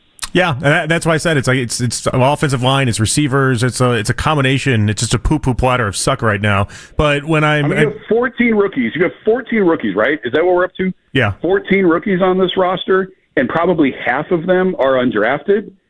What did you think was going to happen this year? Well, and so that makes me ask you this: when it comes to Dillon Gabriel, and I'm gonna loop Shedeur into this as well because he's probably going to see the field at some point as well. When we talk about how bad the receivers are, how bad the offensive line is, the amount of rookies that are playing, is it unfair to even try to judge these quarterbacks off of the lack of talent that is around them? Yes, when 3rd round and 5th round rookie quarterbacks should sit, hold a clipboard, and watch for at least a year. Like, who in their right mind picks these guys to throw them in to play? But because the Browns are in the situation that they're in, because the Deshaun thing was such a disaster and such a swing and a miss, now they're in the spot. And because I don't understand anything that they did with the veterans. I have no explanation for how they got to this point. And so, like, 2 things can be true. Like, it's completely wildly unfair to these rookies to throw them out there right now, but at the same time, got to see what you have, so you got to throw them out there. But, Dillon, I think, is a little bit more of a finished product, with his age and with his experience, his college experience, 60-some-odd starts. Shedeur, I've said it since summer. He's not ready. And I've heard nothing to the contrary to tell me that he is ready. He is not ready to play in an NFL game. But that's not going to matter because they're going to throw him out there. And they'll probably get the crap beat out of him. And the people who don't like him are going to scream, see, he sucks. And the people who defend him are going to say, well, the organization set him up to fail. And then they're going to take another quarterback next year, and round we go. And the carousel never stops. When in reality, it's not fair to the kid to throw him out there when he's not ready. But nobody's going to believe that. Like, everybody just wants to see Shedeur. And I understand why you want to see him. I get why people want to see him. He's not ready. Jason, the Dolphins in town this weekend feels like the most winnable game you've had all season. The weather also could be quite fluky here. What's the difference between a 1-6 Browns team on Monday and a 2-5 Browns team on Monday? So I said this earlier today, Nick. I was thinking about this. Last year, if you remember the Commanders game, I booked a flight to go to Washington on like Thursday because I wasn't going to go to the game. And then on like Thursday, I booked a flight. It's like, this just feels like it could be a tipping point with this team. Like, if they win, they can pull the nose up. It's not as bad as we think. It was an October game. I don't remember. I think it was like week 4 or 5. I don't remember. It was early, a little bit earlier than it is now. And it just felt like if they go in there, they go into that stadium and they win that game, maybe they can salvage the season. And instead, they got blown off the field. Jaden Daniels looked terrific. All the quarterback that the Browns thought they were getting, Deshaun Watson, is exactly what Jaden Daniels was. Watson looked awful. They get embarrassed on the road. And I remember walking through the locker room and seeing the blank stares on various members of the organization and thinking, nope, it's even worse than I thought. Like, this really is going to be a catastrophe season. That was the week that told me this is over, the season is over, and this is going to get really, really dark and really, really ugly. And I kind of get the sense that this week is shaping up to feel the same way because I've said all along, guys, the first 6 weeks were brutal. You knew it was an impossible start to the season. Everybody said it. Look at this is a murderer's row of opponents. They could be staring at 0-6. Well, they're not 0-6, but they're close to it.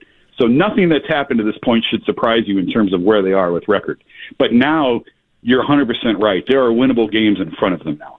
So if they come out and they get blown off the field at home Sunday, this is going to be that tipping point of, oh boy, we've seen this before. This is going to get even worse than we thought. This is a game they should win. They're playing at home.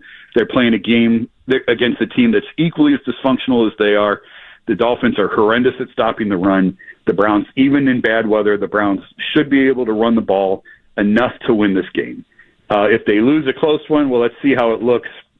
If they get blown off the field, as they did last year at Washington, this is going to get really, really dark really, really early because they've got a lot of winnable games coming up. The Jets, the Titans, these guys, the Dolphins, the Patriots aren't infallible on the road. You can win that game. So there's plenty of wins out there. I've maintained for 6 weeks, just get through, just grit your teeth and get through these first 6 weeks and then see what you look like on the other side and you have opportunities to win. Now they've gone through the quarterbacks a lot faster than I thought they would. And they're already, if you count Pickett, they're already down to number 3. So I didn't know necessarily that they were going to get to this point that quickly. But that doesn't change the fact that there are games out there to win. And we're going to find out right now this week where this team's truly at. Mason Graham questionable for this weekend. Has he been a disappointment to you? I mean, that's the number 5 overall pick. No, I know, like, whatever. I've heard, like, what PFF has him in the 70s. I don't pay a ton of attention to PFF. I don't pretend to be a defensive line coach, but for whatever reason, I've kind of fixated on watching him a lot during games. You really kind of have to watch in person. You can't really tell on TV. And I've seen a lot of teams doubling him, which I don't recall. I'm not saying it hasn't happened before because I didn't really study defensive tackles before, but it's been more noticeable to me this year that they're doubling Graham more than I've noticed defensive tackles being doubled in the past. And I think he's going to be I think he's a good player. I think he's going to be a good player for this team for the next decade. But like I said, I just felt like there was more pressing needs in the draft when they took him. He has not been a disappointment to me. I think he's been fine. I think he'll continue to be fine. But you can make the case. I think you can make a strong case. What was the bigger need on this team? Defensive tackle or left tackle, or even right tackle, or whatever. Just get a tackle of any kind. You were never going to solve all of your issues in one draft. Like, I concede that. But when you spend 2 picks on running backs and 2 picks on quarterbacks with all the holes that this offense had and to spend your top 2 picks on defense, again, with all the holes this offense had, it can be a great draft and it can be a curious draft at the same time.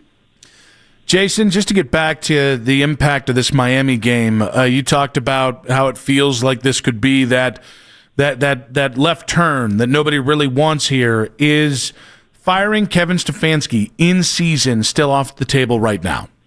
What does that serve? I don't know what purpose that serves. I would, give him the entire season and see where you're at. Like, you're not going anywhere. This team's not going anywhere. What is there to salvage?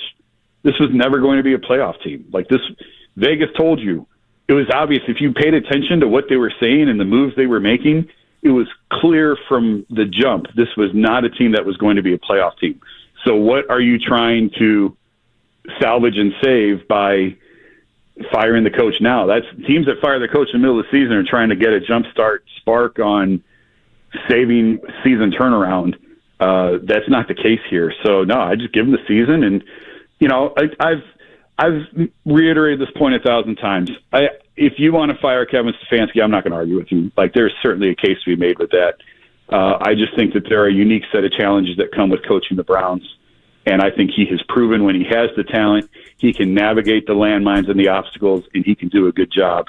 This team has very, very little talent on the offensive side of the ball right now, and it shows. So let's get to January and see where it's at. Do you look at Stefanski and Barry as a package deal, or do you look at it like as Stefanski could get fired and Barry could keep his job, or Barry could get fired and Stefanski could keep his job, and they're not so connected? No, I don't think it's a package deal. I don't think that at all. I haven't thought that. Remember, Kevin was here first, and I only bring that up. Like, you could fire the GM and keep the coach. You could fire the coach and keep the GM and let the GM pick the coach. I don't know that either one of them has earned the benefit with 2 first-round picks next year of saying, this is who we should be targeting. I don't know that either one of them really have the track record. Yeah, I think the Browns had a great draft this year. I love the trade down with Jacksonville. I thought they knocked it out of the park to pick up the extra pick and whatever else. But it's to this point, one pretty good draft out of how many years. And I make the case, if you want to fire him, honestly, to me, the best case, if you want to just blow everybody out or fire everyone, it's if Jackson Dart has a tremendous rookie season with New York, because you told me, and again, I don't care where the projections said. I don't care. I don't care where he went. You had the number 2 pick in the draft at the start of this, and you were desperate for a quarterback. And you went to ownership and said, this is a 1 quarterback draft, and we can't get to him. And if Dart turns out to be the guy, when you had Bubba coaching him at the Senior Bowl and you had more access to Jackson Dart than any of these other quarterbacks, that is the biggest indictment on Dart, on Kevin and Andrew, than anything else you can put in front of them. I don't care about how often they run the ball or any of that. Like, the biggest indictment is you need a quarterback. You are desperate for a quarterback. You had your option at every quarterback but Cam Ward, and you convinced yourself that there was no quarterback worth taking in the first round. And if somebody who was where was Dart taken, like 15th? If somebody taken there turns out to be an excellent NFL quarterback, that's reason enough to say I can't trust your evaluations of NFL quarterbacks. Jason, great stuff. We appreciate your time here on a Friday. Have a great weekend. All right, I'll see you guys. Jason Lloyd there of The Athletic on the Fan Hotline gave us plenty to react to, and we'll do that in 5 minutes on 92.3 The Fan. 92.3 The Fan, 2020 Sports. This 2020 Sports brought to you by Pella Windows and Doors.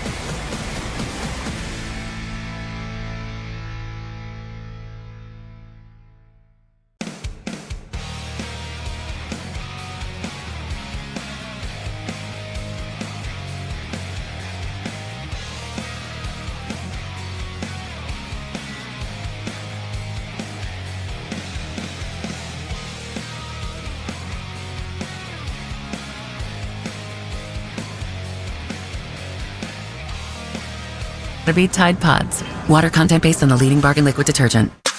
Whenever you need to talk about the Browns, we got you covered. What we saw last night with Joe Flacco is basically Kevin Stefanski's play calling and his schemes are not working. He couldn't get anything out of Deshaun Watson. He couldn't get anything out of Joe this season. And every quarterback he's tried to get things out of, he's failed. Kevin just cannot do it. He doesn't know how to utilize his personnel. It's time to move on. We are Sports Radio 92.3 The Fan. I've said all along, guys, the first 6 weeks were brutal. You knew it was an impossible start to the season. Everybody said it. Look at this as a murderer's row of opponents. They could be staring at 0-6. Well, they're not 0-6, but they're close to it. So nothing that's happened to this point should surprise you in terms of where they are with record. But now you're 100% right. There are winnable games in front of them now. So if they come out and they get blown off the field at home Sunday, this is going to be that tipping point of, oh boy, we've seen this before. This is going to get even worse than we thought. This is a game they should win. They're playing at home. They're playing a game against a team that's equally as dysfunctional as they are. If they get blown off the field, as they did last year at Washington, this is going to get really, really dark really, really early because they've got a lot of winnable games coming up. That is Jason Lloyd of The Athletic. He joined us in the previous segment talking about the Cleveland Browns and the importance of this game on Sunday. I can't remember if he said this because I was getting ready to hop on air. Mm-hmm. They're also favorites. So they are. Yes, they are. I think that would be another important distinction that I do not recall them being favorites at any point this year. I actually think the Dolphins have more talent than you. Actually, you know what's interesting is entering this season, Nick, my friends in the desert didn't have them favored in a single game this year. Yes. Obviously, things have changed because the Dolphins are that disastrous of a football team. And so I shouldn't say I said I think they're more talented. I think they've got a better quarterback by far. I still think Jalen Waddle's a better receiver than anything you have. And even he, look at him. I mean, he's causing controversy already. Did you see just yesterday in a week that the Dolphins can't stop shooting themselves in the foot, he is putting out photos of him in Buffalo in playing in the Bills Stadium, and it's like he knows he's on the trade block. He knows he wants to get moved. Like it's wild the things that are coming out of Miami right now. And because of that, if you're a favorite, you're at home. The way the game should transpire actually favors you as well. And they've had the worse headlines than you have in a week where you've had a lot of bad headlines. Yeah.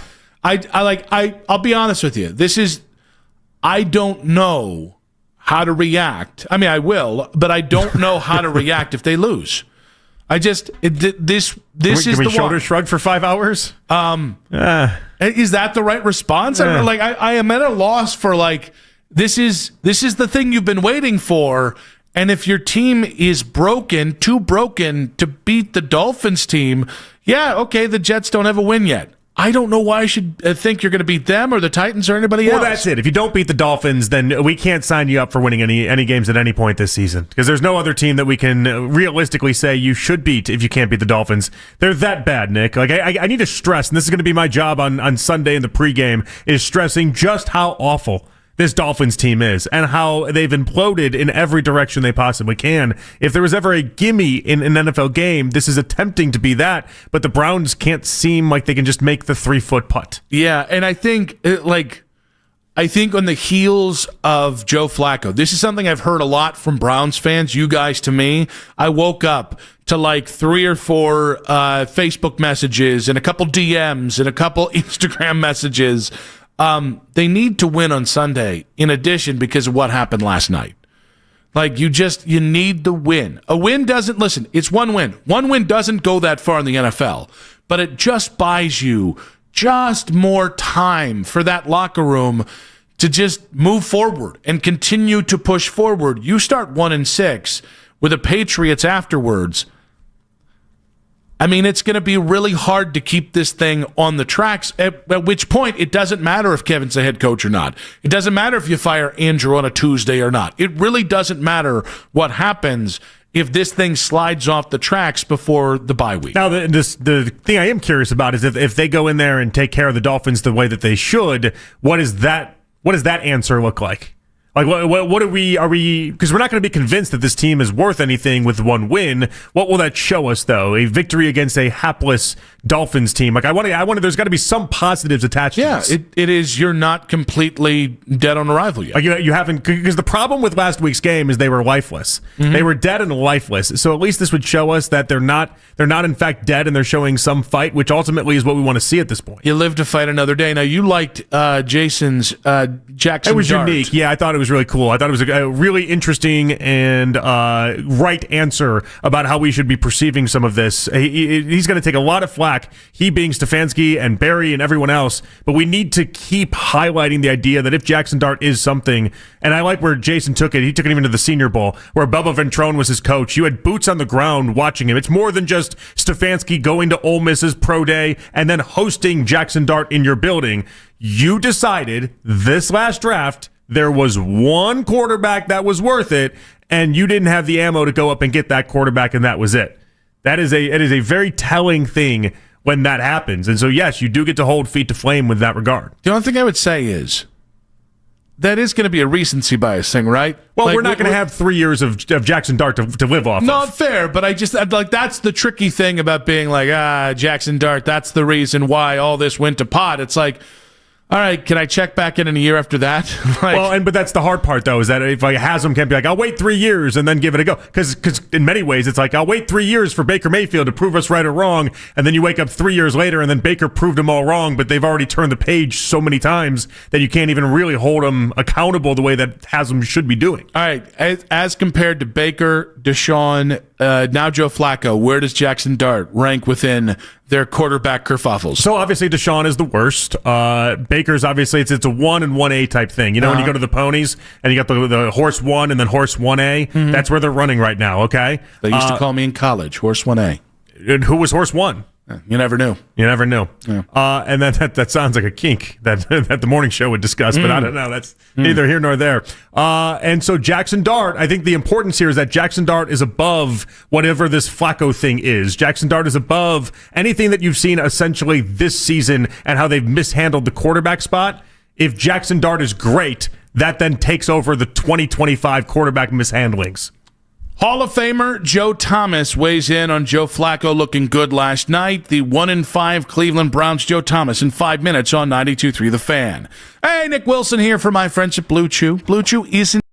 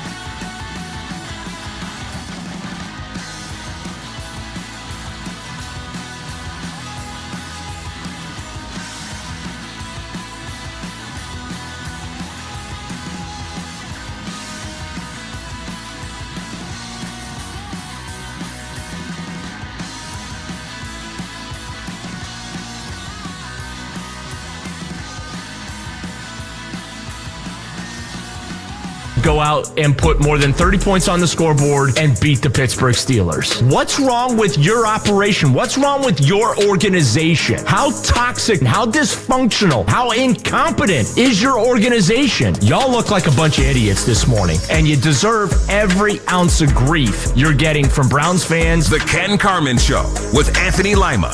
Weekday mornings starting at 6 a.m. We are Sports Radio 92.3 The Fan.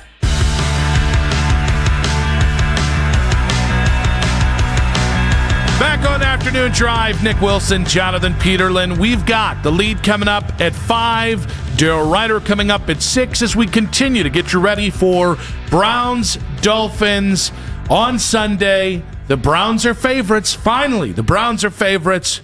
Will they get that dub? It'd be nice to get a second dub. I will say, to echo the words of Tim Robbins in Bull Durham, winning is better than losing. But to talk about the 1-5 Browns, talk about Joe Flacco rolling last night on Thursday Night Football. He is a Browns Hall of Famer. He is the man behind Hall of Fame beef. As a matter of fact, I have not gotten the apple cheddar Hall of Fame beef snack sticks out of my cabeza since I'm on the website. I'm going to order some before the end of this segment, but not before we hear the expert analysis of Joe Thomas, who joins us now on the Fan Hotline. Joe, welcome to the show. Hey, Nick, thanks for having me on, buddy. Well, it's great to have you here. And one more time, the apple cheddar beef snack sticks, they've stayed with me since training camp. Well, you know, like Coca-Cola early versions, they had an illicit drug in there that hooked people. I'm not going to say anything, but there's definitely some addictive properties of our apple cheddar beef sticks from Hall of Fame beef. So it's not just you, buddy. It's me, it's my children, it's everybody. So hopefully we can keep the same recipe, unlike Coke, for the long time, because that stuff really is like crack cocaine, baby. Well, I'll tell you this. I don't care what's in it as long as it makes me feel the way it makes me feel, which is very alive. Joe, Joe, I got to ask you, buddy. I'm not sure if you watched Thursday Night Football, but how did it feel to watch Joe Flacco do what he did last night for the Bengals? I don't know. I may have a different take than a lot of people, but, you know, I built a little bit of a relationship with Joe over this season, and then when he was here a couple years ago, and then obviously just playing against him for a long time. So he's a good person. He's a fun guy to cheer for. He gave me some joy a couple years ago in that playoff run. And the fact that he was beating the Steelers made me kind of happy about it. I know that there was probably a lot of Browns fans going, man, where was this when he was on our team? But we don't have the weapons right now on offense. We don't have the offense for him to be able to use his talents, which is stand in the pocket and fling the football to a spot. And so when you got a guy like Jamar Chase, T. Higgins, like, he's still a pretty good quarterback because there's nothing wrong with that dude's arm. So there's no part of you that looks at what he was able to do and then say, well, where was this just a few weeks prior? Why wasn't Stefanski able to get this? Even though, listen, Joe, I'm right there with you. You don't have the offensive line. You don't have the receivers. It's not the same. But they at least let him throw the ball deep. Well, that's a good point. You know, he's got some different weapons, though, and I think, you know, maybe in hindsight there should be some critical analysis of maybe looking at what we were doing when he was our quarterback earlier in the season and saying, hey, why weren't we pushing the football down the field? Was it play calls? Was it guys not getting open down the field? Was it because he didn't have time because his tackles were giving up pressure on the edge? I don't know. There's probably a lot of different things you can look at that, and maybe you can say, hey, maybe Kevin Stefanski wasn't dialing up those shots, but I don't know. I look back a couple years ago, and Stefanski had no problem dialing up shots down the field for Flacco when he had some different players on the offense. So it's hard for me to point the blame exactly at the offense and what was being called, and probably a little bit more of looking at, hey, maybe the weapons that we had, the guys just weren't getting open for him, or they weren't catching the ball. And so he just didn't feel comfortable because he didn't have the time to get the ball down the field. But it's a different story when you got Jamar Chase and T. Higgins. Joe, I think a fair amount of people expected the Browns to have a struggle those first 6 weeks. I've maintained it's the self-inflicted stuff that bugs me more than the record. What's your read in the first 6 weeks of this team and the likelihood that they can turn 1-5 into something more palatable over the next couple weeks? Well, the frustration for me, like you, is penalties, drops, missed assignments, right? Because those are things that we can control, and those are things that take no talent. We knew that we weren't going to be the most talented team in the league going into the season. So if there's one thing you want to focus on is, hey, let's not beat ourselves.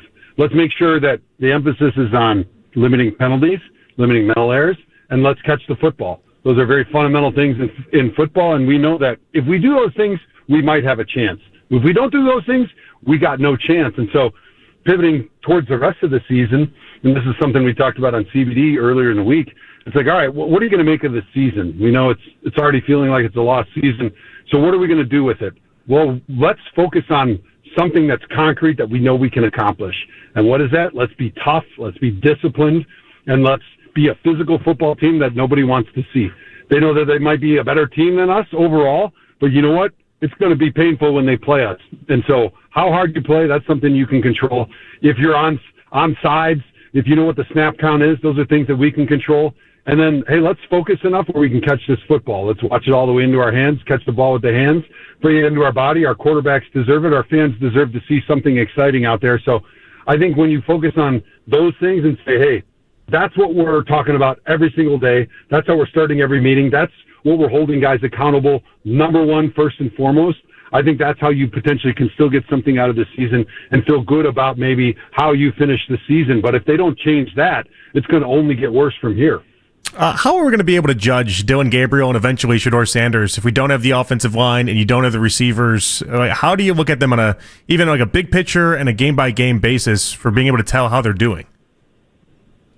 Well, I think that's the trick, and that's a big reason why the Browns, Coach Stefanski, have decided to try to hold off as long as they could with Dillon Gabriel, and then, of course, with Shedeur Sanders, because you want to try to judge them and give them the best, most fair opportunity.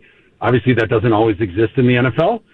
However, you wanted to wait at least until they knew enough of the offense where you felt like when you're watching film, hey, are they getting rid of the football when they're supposed to?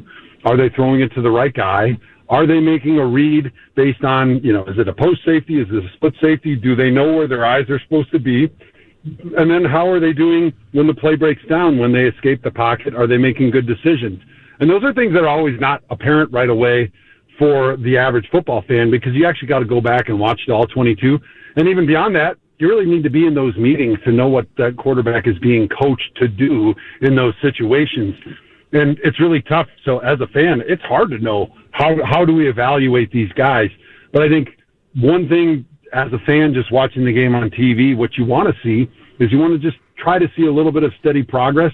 You want to see some of that leadership on the field, which is so important from that quarterback position. You want to see that quarterback on game day starting to be comfortable and feeling like he's the field general. When somebody guys screws up, he's getting in their face. He's talking to them, right? That's when you start noticing, hey, this guy's got confidence. He's got something that might lead him into being a franchise quarterback. I think it's those things. When the situation gets tough, does he go into a ball and curl up and get scared and fall down? Or does he rise to the occasion? Does he call out his teammates? Is he holding guys accountable? Is he standing in the pocket? Is he delivering the football on time?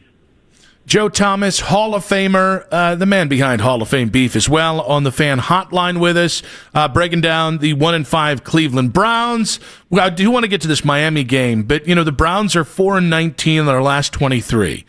And I've been a little maybe too obsessive about the idea of losing the locker room or how much losing is too much losing. So, I will ask you, how much losing is too much losing before the locker room stops believing they can win this year? And maybe how much losing is too much losing before, it's going to be tough for Kevin to keep these guys where they need to be? Well, that's a tough question. I don't think it really has a concrete answer. It's very difficult to say, but I think what you can look at is how hard are the guys playing? How are they fighting in the fourth quarter of a game that maybe is already out of hand? And I think that's really what they need to look at and what we need to look at as fans. Because I think if you start seeing some of those things, then you got a deeper problem, because when you lose the locker room, like you mentioned, it's hard to ever get that back. It's like the toothpaste or telling your kids about Santa Claus. Hopefully there's no children listening. But once it's out, it's hard to get back. It's hard to regain that trust. And that trust, I think, is the most important thing for a football player, right? You need to be able to trust the guy that's coaching you, that's designing the game plan, that he's going to put you in the best position to succeed. And when you do that, a true professional, no matter what the record is, no matter what the score is he's going to give everything he has because it's his job, right? It's his livelihood. It's the name on the back of his jersey, the pride that he's playing with. And I think you can still get a lot out of guys, even in a season that's not going the way you want. But on the other hand, if you're not getting that, if you're seeing guys that are starting to make more mental mistakes, they're having more penalties, more drops, those things that they can control, that shows a lack of focus. If you're seeing guys that are not playing hard through the fourth quarter, right, then those are the warning signs, I think, that really tell you a lot about what that trust is and how that relationship is and what the locker room feels about not only just their situation, but what they're being given from a game plan standpoint and from a coaching standpoint. You were instantly able to just hit the ground running with your NFL career, and you can tell me if that's just a wrong assessment. But as a top 5 pick, and Mason Graham's a top 5 pick himself, it seems as if the PFF grades aren't too kind to him right now at the moment. What would you say goes into that right there? Maybe a less than dominant start to the beginning of what is supposed to be a very promising career for Mason Graham. Well, you got to remember, too, that he played 3-4, so he was more of a reader in college. He wasn't as much of a penetrator. And then Jim Schwartz's system, he's playing a 4-3. He wants those guys to be disruptive, to get upfield instead of taking on double teams, absorbing them. He wants them to create chaos and havoc. And so I think there is more of a learning curve there than maybe like when I was a rookie coming in, playing left tackle. It's kind of the same. I mean, maybe you have some different zone blocking concepts where you maybe getting asked a little different technique in your pass pro. But for the most part, it's pretty similar. So I would expect that he's going to continue to grow and develop. I think he's got a great group. Obviously, we feel like our defensive line is probably the strength of our team. And so you would expect that as he's starting to become more comfortable, you're going to see him start to make more plays as the season goes on. And I guess I haven't seen his PFF grade, and I'm not sure exactly what it goes into it for a defensive lineman. But you definitely want to see that progress to feel like this was a great draft choice and that he's going to be somebody who's going to be one of our cornerstones of this team moving forward. But you're going to need to start seeing that pretty soon, I would say. Joe, I know you live up in Wisconsin. I'm sure you have some little bit of following the Packers up there. I've watched that organization. I mean, the Rasheed Walker kid is their left tackle. That's a former 7th rounder. Sean Ryan was a late 3rd rounder. I'm trying to think. Tom, the kid is their right tackle. I know. Zach Tom. Yeah, Zach Tom. Mm-hmm. Like I watched them just continuously find offensive linemen, and then I watched the Browns that. It feels like the O-line factory that we had when maybe you were playing is kind of kicked out. What's the special sauce in finding offensive linemen and making sure you constantly have a chance up front on the offensive line? So I kind of see offensive line drafts a little bit like Mike Holmgren used to draft quarterbacks, where every draft he was drafting somebody, right? Because I think it's really tough to judge the transition from how you play in college because there's so many different offenses, so many teams playing spread, that it's good to take just a lot of your draft choices, especially in those mid to late rounds, and use them on offensive linemen because you never know when that guy from Southwest Missouri State, who was All-American in the SWAC or whatever they play in, turns out to be a great player. But you got to get him into camp. You got to have a chance to work with him. You got to give him a couple years to develop because it's a position that you're doing something that's extremely unnatural, right? Every other position in football, they run forward, which is something you've been doing since you were 2 years old. You're tackling guys. That's what you did with your brothers and sisters when you were 3 years old. You're catching the football. You're throwing it. That's something you've done your whole life. In offensive line play, you're going backwards with your feet spread out. You're doing something completely unnatural. You're pushing people. You're lifting with your hips when you're in the run game. You're walking like a duck. You're blocking people like a gorilla. So it's those techniques that just take a lot of repetition to get good at. And so I think if you want to be able to build a strong and dominant offensive line, you just got to take a lot of shots. You got to take a lot of whacks at it. And I think that's something the Browns haven't really done a whole lot of. They have had a pretty good offensive line. I know they're in a bit of a transition period right now because they have had a solid offensive line or even a pretty good offensive line for a while, but now those guys are getting old. And I think their thought process was, hey, let's hang on to these guys as long as we can and try to fill in the holes we have elsewhere in the roster, especially going back. Hey, you spent a lot of money on Deshaun Watson, right? You thought that he was the linchpin to your championship. He was the key, and that, hey, we need to get positions around him to build this great team elsewhere. Obviously that didn't work out. And now you're in a transition period where it's like, okay, well, because of that, we also didn't spend a lot of draft choices on offensive line. We didn't put a lot into that. We were trying to hang on to some older guys. And now, it's one of those things where you're kind of meeting your maker a little bit, where you got a lot of problems that you have to deal with all at the same time.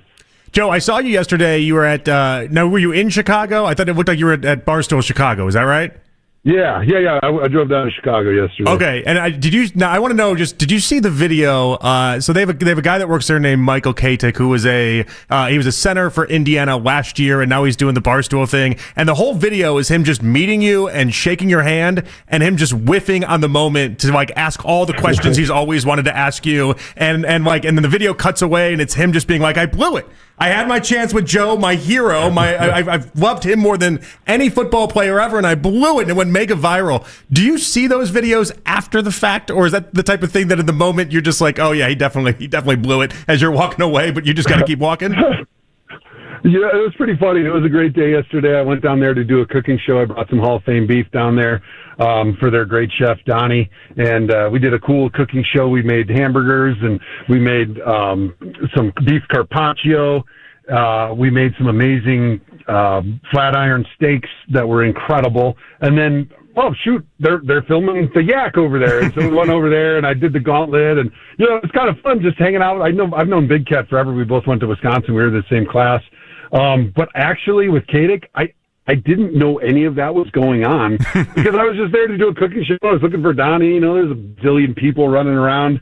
And then after the fact, after I left, I had a bunch of buddies start sending me that as I was driving home, stuck in traffic in Chicago. And it was really funny because I didn't even realize that first moment existed. And then when I was leaving and we were talking, all of a sudden I saw somebody was filming it because Katic started asking me some very detailed and fun offensive line stuff about like, hey, how do you get out of your stance when their feet are so narrow, and do you push off your toe? And we had the same one of the same coaches overlapped when he was at Indiana, Bob Bosted.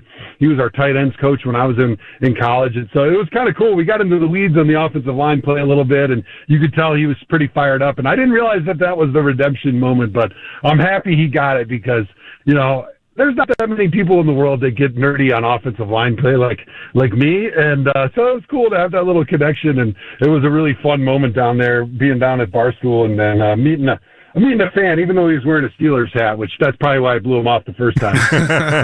Joe, you're always so great with your time. Love what you're doing with Hall of Fame beef. Again, if you guys haven't got your order in yet, sixspringsfarm.com. You can find Hall of Fame beef there. I did 2 of the apple cheddar and a picanha because I need some picanha in my life, basically, Joe.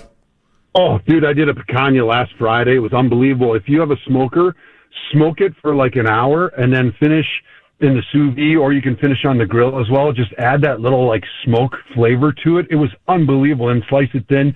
You're blessed, man. You just hit the jackpot. I can't wait to hear all about it, Nick. I kind of feel like Katic with the offensive line talk, but with food. Joe, great stuff, buddy. Appreciate you.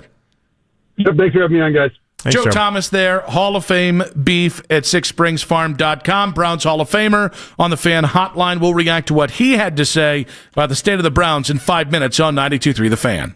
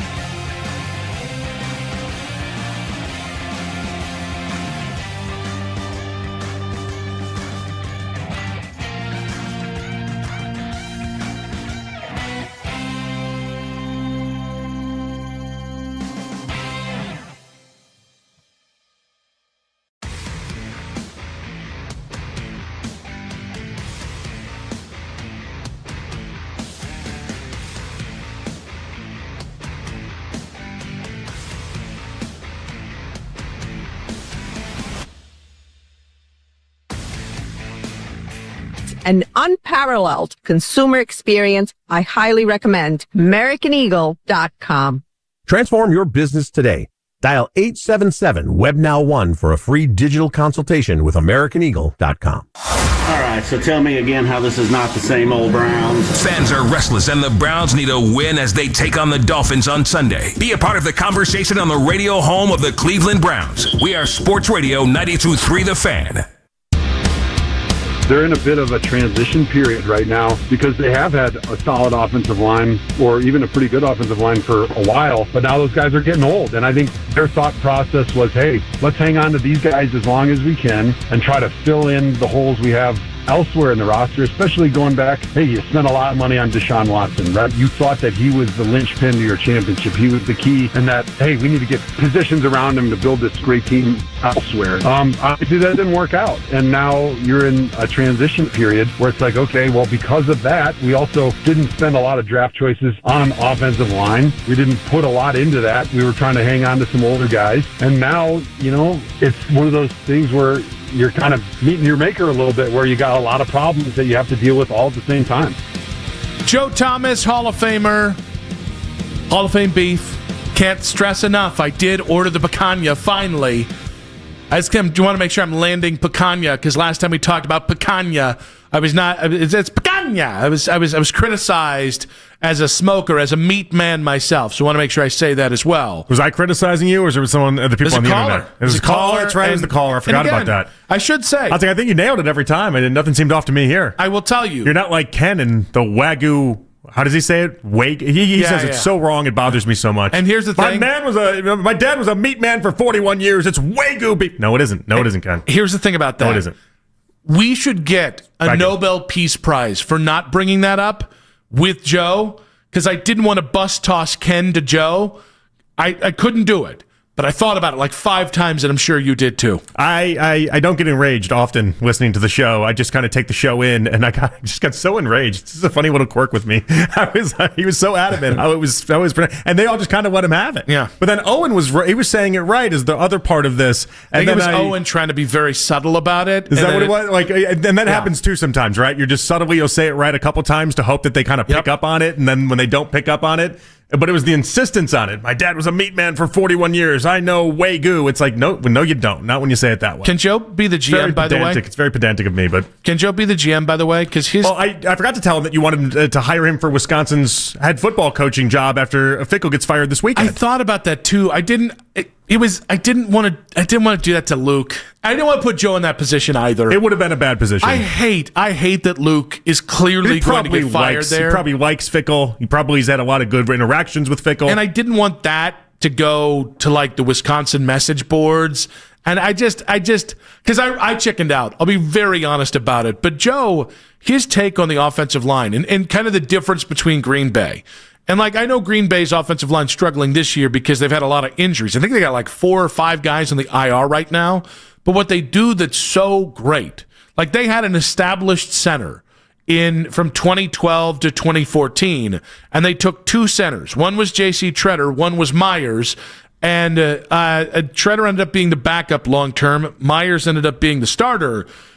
And then they were allowed, like, they just continue to do that at every position, though. Like, Rasheed Walker's a 7th rounder from 3 years ago. I know. The hard part about that, though, is that it does come at a compromise, right? And so up until a couple years ago, and really now with the Golden Draft, they're starting to turn the page on this. They weren't taking wide receivers. When Aaron Rodgers was there, they stopped taking wide receivers in the first round, and they stopped really giving them those it's a balancing act is the point, right? And when it comes to the Browns, and that's what they partly did in taking Mason Graham at number 5 overall and taking an inside defensive line guys. Like, you have to balance out what you think is important and what you think isn't, and they have not put the necessary efforts towards not only the offensive line when it comes to the draft, but also really in turn wide receivers. What's crazy about it, though, is I know they haven't had many firsts or seconds with this regime.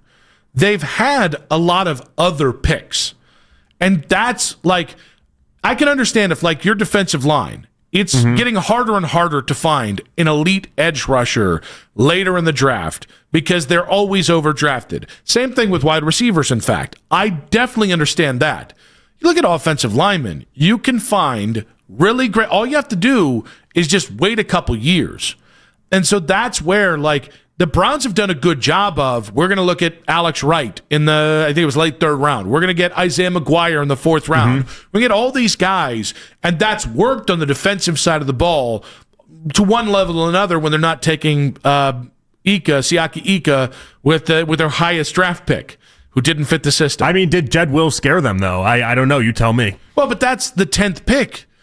But that is what we're talking about in many ways. Like, I mean, like last year, again, I'm going more towards what Jason had to say, less of what Joe had to say, but the idea that when you chose defensive line, when you have holes, wide receiver and offensive line, like I don't know why they chose that route. I tend to think they just thought best player available, and that's what they were going for. And they thought Mason Graham was the best player at 5, but they went defense in when they had a lot of holes that they needed help in with offense. 216-474-0092. I just, what Joe said, where he talked about Ron Wolf and the philosophy with quarterbacks transferring to the offensive line, I think is spot on. I think the Packers have 2 guys of like 12 offensive linemen on their roster that are top 64 picks. One is Jordan Morgan, I think their first rounder from either this year or last year out of Arizona, and then Jenkins, who was a second rounder, and he's an old tooth. He's long in the tooth. They took Anthony Belton in the second round last year. So they've got 3 guys. Everybody else is 4th round, 7th round, 5th round, or a reclamation project like Banks from San Francisco. Like, at some point, when it comes to wide receivers, A.J. Brown's going to be available for a trade, right? Waddle from Miami. It's going to be those guys. I think you can always try and find a trade for, or those guys are the guys you're going to find in the first round or second round. But just every year drafting a lineman or 2, I think has to be the focus. And I'll be honest with you, I think it's a little bit on the analytics side of the ball that I think, like, I'm more old school football guy with Joe, of draft in the trenches and then find everything else elsewhere. Well, okay, and the quarterback. Well, early. I mean, I tend to think, and so what you're describing in many ways is what the Saints are trying to pull off, and I don't think it's a bad thing, by the way. The idea, and Spencer Rattler's playing right now. Why is Tyler Shuck not playing? The philosophy and what they're really going for in New Orleans is they want to make sure everything else is taken care of, and then they can plug and put the quarterback in. And then they're trying in many ways to build out not only the offensive line, but every piece of that offense. And then they're saying, okay, we'll let the quarterback be the final piece to that puzzle, essentially. They've been very vocal about that. It's interesting. It's a little bit different. We should start paying a little bit more attention to what they're doing. If you guys are on the chat, if you guys are following us on the 92.3 The Fan YouTube channel, get a load of Harry, who's saying, big guy talking about food, stop being a stereotype. I think it would be a little weird if I didn't talk about food. Right? Well, you like talking about food. Yeah. I Are like. you supposed to just never talk about food? Or can only skinny people talk about food because it doesn't reinforce a stereotype? By the way, it's a stereotype for a reason. I know, but because I like food. I know, but you are the author of You Don't Trust Skinny Chefs. It's true. Which I've disagreed with. Okay. I want to work some space in for the skinny chef. I don't know that that's the exact way that I've viewed that, but yes, if you were a chunkier chef, I believe you've tried your own food before and you've tried it quite a bit. You liked Emerald better because he was a little bit bigger. Because he was first. And let's say Bobby Flay didn't have Bam. Bobby Flay's the guy I always point to. And Bobby Flay looks like he's always also a bit of a ginger, for being fair. Why does he give off such a jerk vibe? I don't understand why. I don't get it. I Could like not Bobby be my Flay. chef. But that's the type of thing, though. Everyone's like, oh, you have to be relatable. And it's like, no, I think Bobby Flay'd be a jerk to hang out with, but I like his stuff. I like his content a lot. I've never eaten his food, so I couldn't tell you. Well, no, I've never had his food. So I guess his food could stink, but he presents it in a very nice way. And then I love how they always tell stories with everything, and they attach it to everything. Bobby Flay's story is pretty incredible. Yeah, like high school dropout, I'm and then he start talking just about achieves kale. everything. I'm going to start talking about kale, how much I love salads, just so I don't fulfill the stereotype. You know, guys, I was on my Peloton the other day. Tell you about my cardio. So where do I fit in, though? Because I'm not really skinny, but I'm also not really fat, and I don't really know. You are allowed to talk about food. Do I have zero expertise in anything then? I can't talk about the fitness because I'm not fit enough for that convo, but I'm also not fat enough for food convos? Yeah, but you're more fit than I am, so you can talk more about fitness than I can. Okay. Maybe this is why I talk golf, I guess. Okay, on Twitter saying Nick Wilson entered the high school lunch hall of fame by 8th grade. Darn tootin' I did. By the way, high school lunch hall of fame. Where do you think they went when they needed somebody to shake something free from the vending machines? This guy. Did your high school lunch have basically an unlimited supply of Bosco sticks as well? No, but we did. Magno, you know what I'm talking about, the Bosco sticks? I had those in grade school. Yeah, I used to love those.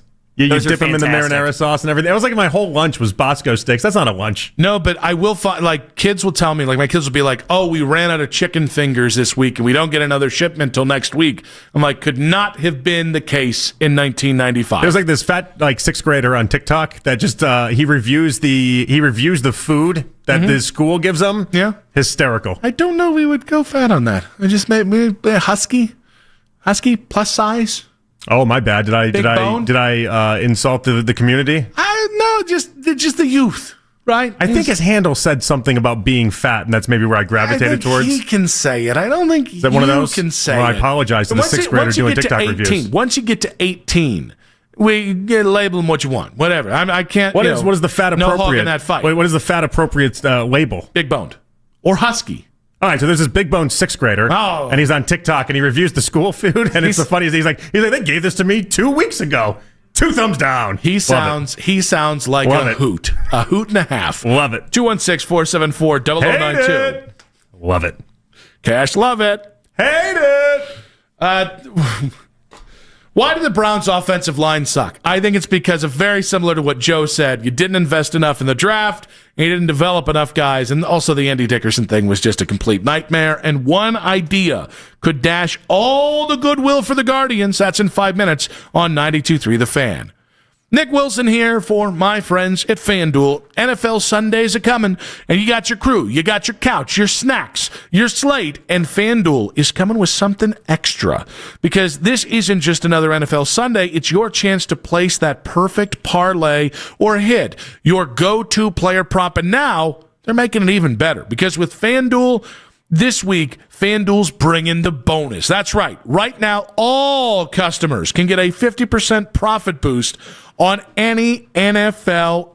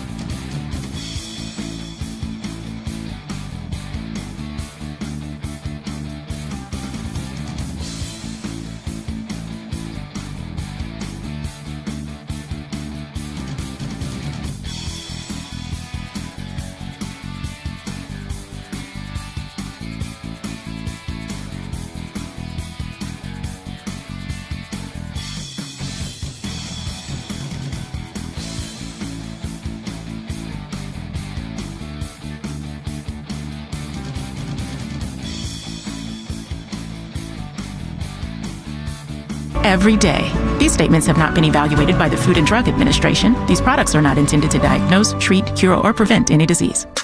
Whenever you need to talk about the Browns, we got you covered. So the Cincinnati Bengals just beat the Pittsburgh Steelers with a quarterback that the Browns had 10 days ago. And that quarterback threw for 342 yards and 3 touchdowns. Someone give me a reason why Kevin Stefanski deserves to have a job after tonight. I would love to hear it. We are Sports Radio 92.3 The Fan.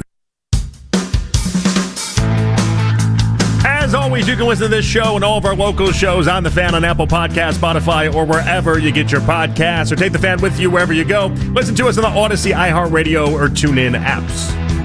Nick and JP back on Afternoon Drive. We've got the lead coming up in just about 15 minutes' time. Daryl Ryder coming up at 6 here on a Football Friday, on an F-Off Friday. I would like this report, though, to F off.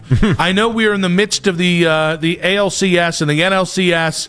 Be nice if our friends in Milwaukee could wake up a little bit, maybe make this a series. We at least have one in the ALCS. But the John Heyman report the other day that Stephen Vogt is drawing interest from other MLB teams and saying, you know, this kind of move very rarely ever happens, but it's worth noting. Keep your grubby mitts off my manager. Well, and at this point, it does fall on the Guardians to make sure. It almost feels like a very college football move in many ways. It's like he's just going to use this to then get himself a bigger raise. That's cool. That's fine. But like if the Padres, for instance, who have been starved to find that spot at the managerial position of which for something to work, they can offer you 3 times as much money. Like you're entering the last year of your deal. I don't know. It's time for the Guardians to pony up and pay him a big amount of money to stay. You going to go Malkovich? No. You don't want him to pay that man his money? I'm not good at impressions. I know. But you know that the Malkovich one is the one that I always die to do. Mm-hmm.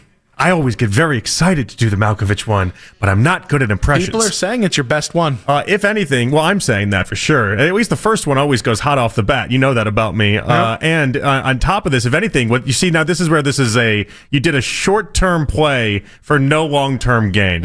You see, if we had just had the Malkovich impression, then maybe, I don't know, 2 months from now, we'd have another impression. And then maybe, 6 months from now, another impression, and we could build on those impressions. But we went Malkovich into another impression that I dare not even go down, into another impression that I dare not even go down, and in a 2-day span, we've wiped away me doing impressions. Sounds like you just don't want to go down, and that's okay. Now, can't do it, won't do it. But they need to pay Vogt is the point here. Yeah, they need to pay Vogt.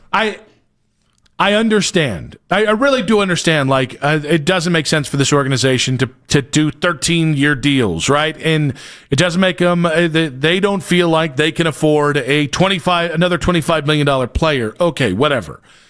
If you lose your manager because of money, like I was thinking about this today. Like, well, would you trade Stephen Vogt for Adolis Garcia? I'm just trying to think of like somebody who's on their way out of their old team. Like managerial trades are so few and far between. I remember Ozzie Guillen getting traded to the Marlins, and it ended up being just basically 2 players nobody had ever heard of. But like Vogt would command something of substance. Yeah. But again, like, do you want a comp pick? That doesn't do a damn thing for me. No, comp picks don't do anything for you. And the moment that the manager is going to the team and saying, I'd like this trade because I want to make 3 times as much money, you might as well then just let him out of his contract and let him go just make the money elsewhere because he's 1 foot out the door. Now, there has to be, at this point, I would imagine, and maybe I'll sound foolish for saying it and putting it this way, the idea that Vogt would owe the Guardians some sense of, you gave me my chance. And even though it felt like other teams would, you still gave me an opportunity. There's so few of these jobs. I owe how the baseball world views me right now to you guys anyway. And so just having us for 2 years, the job's not anywhere close to done. Yeah, I would be shocked if he wanted to leave at this point. Unless there's something we're not privy to. And again, baseball, keeping the clubhouse mentality. It'd be money. Money is the argument here. Well, but even that, like, I mean, think about, like, you paid Tito. You paid Tito top dollar for a hot minute. I know you wanted to not pay the next manager that kind of money. Well, the next manager turned out to be just as good as Tito. I mean, there is a reason why Vogt was the guy selected out of 45 different guys, and part of that was having to do with the money and the financials. Now, I don't remember off the top of my head, and I don't even know if that is open out there, how much he is making per year. Sometimes it's a little fishy. But I remember like when Mike Matheny first got hired with the Cardinals way back in the day. I mean, because he ended up filing for bankruptcy at one point because he had a bunch of business deals that just went south. And there was a stretch. Did he have Shohei's interpreter as his money guy? It's basically kind of what he went with. No, he had somebody. He bought all sorts of different land and different properties that just went completely belly up. And you found out at the time, for the first half decade of him being in St. Louis, he made about $900,000 a year. Like some of these managers can make legitimate pennies on the dollar before they actually prove themselves. And for a team like the Padres that is just flush with cash and has been for a while now, if they say we'll pay you $10 million for someone like Stephen Vogt, that's got to be appetizing. Because I tell you right now, this first contract that he signed, I would be shocked if the Guardians are paying him anything north of $2 million a year. I think I read this when I first saw it. My initial thought was, oh, his agent's out here trying to get him that extension. I think that's really interesting because that's not typically how the Guardians have done things. Mm-hmm. But that was my first thought because I would be blown away if they weren't satisfied with the job Steven's done the last 2 years. I'd be blown away if they would even consider it if somebody called them with any sort of offer. So that was my first thought. My second one was, don't you dare do it. I mean, how pissed would the fan base be? The handoff from Tito to Stephen Vogt was not supposed to go this seamless. Yes. And you made a comment earlier in the segment, something about the idea that you've replaced Tito with a manager that is as the same quality or something along those lines of Tito, which is insane to even think about. But that's how we kind of sit there with Vogt. Like, this is not supposed to go. It's not supposed to go the way that it's gone. And partially because it's gone this well is why he would have such a high demand, though. Well, and here's the thing. Tito at the end. I'm talking about Tito at the end. Tito early, I think, proved he could win a lot of different ways. At the end, it really felt like Tito had to win his way, right? I think that's a lot of a sign of an older manager who had done it, and I think that makes a lot of sense with the success he had. Vogt's won two different ways. Mm-hmm. And I don't mean just like the fast start versus the slow start. I mean, 2 years ago, you were buoyed by an elite bullpen, not nearly enough starting pitching, and an okay-ish lineup. Last year, you had the worst lineup in baseball, and then between the bullpen and the rotation, on any given week, it was your guess as good as mine what was going to actually save you, and that's the hardest job to do. To win the way that Steven did in 2025 is the hardest way to win when you don't have anything elite to fall back on consistently. Mm-hmm. The adaptability, the light, the speed of foot that it takes to do that, he's proven to me he's there. And here's the thing. I feel this way about the front office, certainly. As long as you've got these guys, I think you're going to have a chance to be competitive year in, year out, even if you have the occasional dud of a year. I've started to feel that way about Stephen Vogt, and that's a wild thing to say 2 years in to this run. But this is the type of respect that he's gotten around baseball.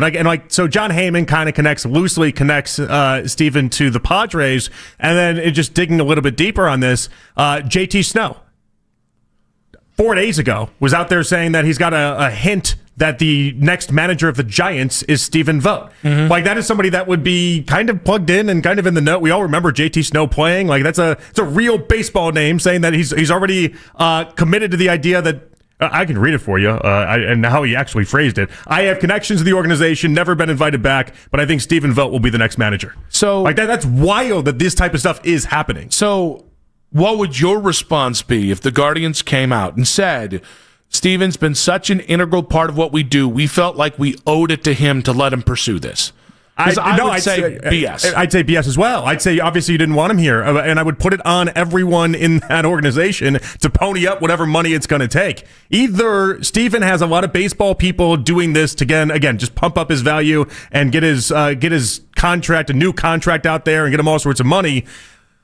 Or maybe, just maybe, you can read what we saw in the halfway through the season, that USA Today poll, when it's like, who would you rather play for the most? And half of the league said they wanted to play for Stephen Vogt. Like, clearly, he struck a chord as being one of the best managers in baseball at such a short time frame already into this whole thing. Like, he's getting a lot of credit here, Nick. 216-474-0092. John Heyman saying Stephen Vogt is drawing interest from other MLB teams. He did note these kind of deals are hard to pull off, but it's something to watch.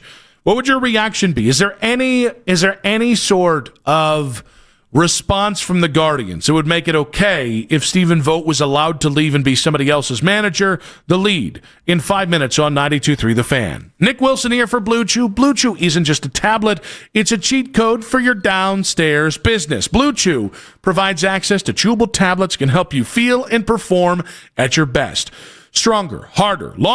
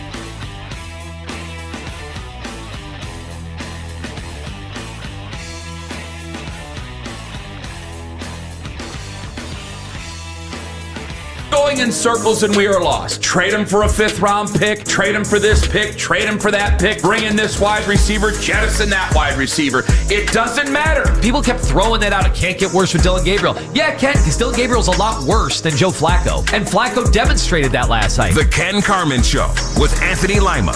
Weekday mornings starting at 6 a.m. We are Sports Radio 92.3 The Fan. It's 5 o'clock on The Fan, and it's time for The Lead with Nick Wilson and Jonathan Peterlin on Afternoon Drive. Back on a Football Friday, back on an F-Off Friday. Nick Wilson, Jonathan Peterlin with you. It's been a loaded Friday. You guys heard early in the show, to start the show actually, Myles Garrett's press conference on a Friday.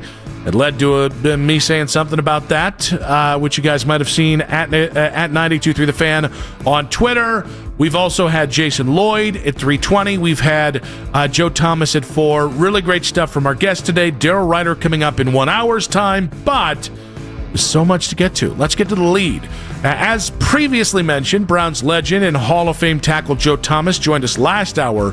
We asked him about evaluating quarterbacks in a team that's in a transition period. You want to try to judge them and give them the best, most fair opportunity. Obviously, that doesn't always exist in the NFL. As a fan, it's hard to know how do we evaluate these guys. But I think one thing as a fan just watching the game on TV, what you want to see is you want to just try to see a little bit of steady progress. You want to see some of that leadership on the field, which is so important from that quarterback position. You want to see that quarterback on game day starting to be comfortable and feeling like he's the field general. When somebody guys screws up, he's getting in their face. He's talking to them, right? That's when you start noticing, hey, this guy's got confidence. He's got something that might lead him into being a franchise quarterback. I think it's those things. When the situation gets tough, does he go into a ball and curl up and get scared and fall down? Or does he rise to the occasion? Does he call out his teammates? Is he holding guys accountable? Is he standing in the pocket? Is he delivering the football on time? I finally got around to watching Dylan Gabriel's fiance's TikTok recap of the weekend that was in Pittsburgh. Yeah. I like her honesty. She's winning me over. Yeah? She's winning me over. Yeah, she's like, that was a tough weekend, and she did not want to talk about the game at all. She's winning me over, though, and so I'm worried about how much I'm enjoying the Dylan Gabriel family. Dad, mom, they all made it down to Pittsburgh instead of like what happened in London where the dad didn't have a passport and couldn't support Dylan. But the point of this is that it should come as no surprise to anybody as I'm softening up to the Dylan Gabriel family that I am defending Dylan Gabriel in many ways the same way I would defend Shador if he was the one out there right now doing this as well, because it just seems incredibly hard to be able to evaluate these guys, and in many ways, if they look great, they're almost in the bonus. But if they look bad, it's going to be the Peterlin pass in many regards. Here's what Peterlin pass. Thank you. Here's what I struggle with. I think the best way to evaluate these guys is to get the ball rolling on offense any way you can. And the only way I see it right now is by running the ball. And I understand that the analytics community thinks running the ball. I don't want to make a generalization. I understand that these guys don't like running the ball the way most Clevelanders do, except for the fact that most Clevelanders are right about this team. And you need to get the run game going. And if you do that, I think you're going to be able to do things off that might give you a better chance. I don't know it's flawless. I don't know it's guaranteed for success.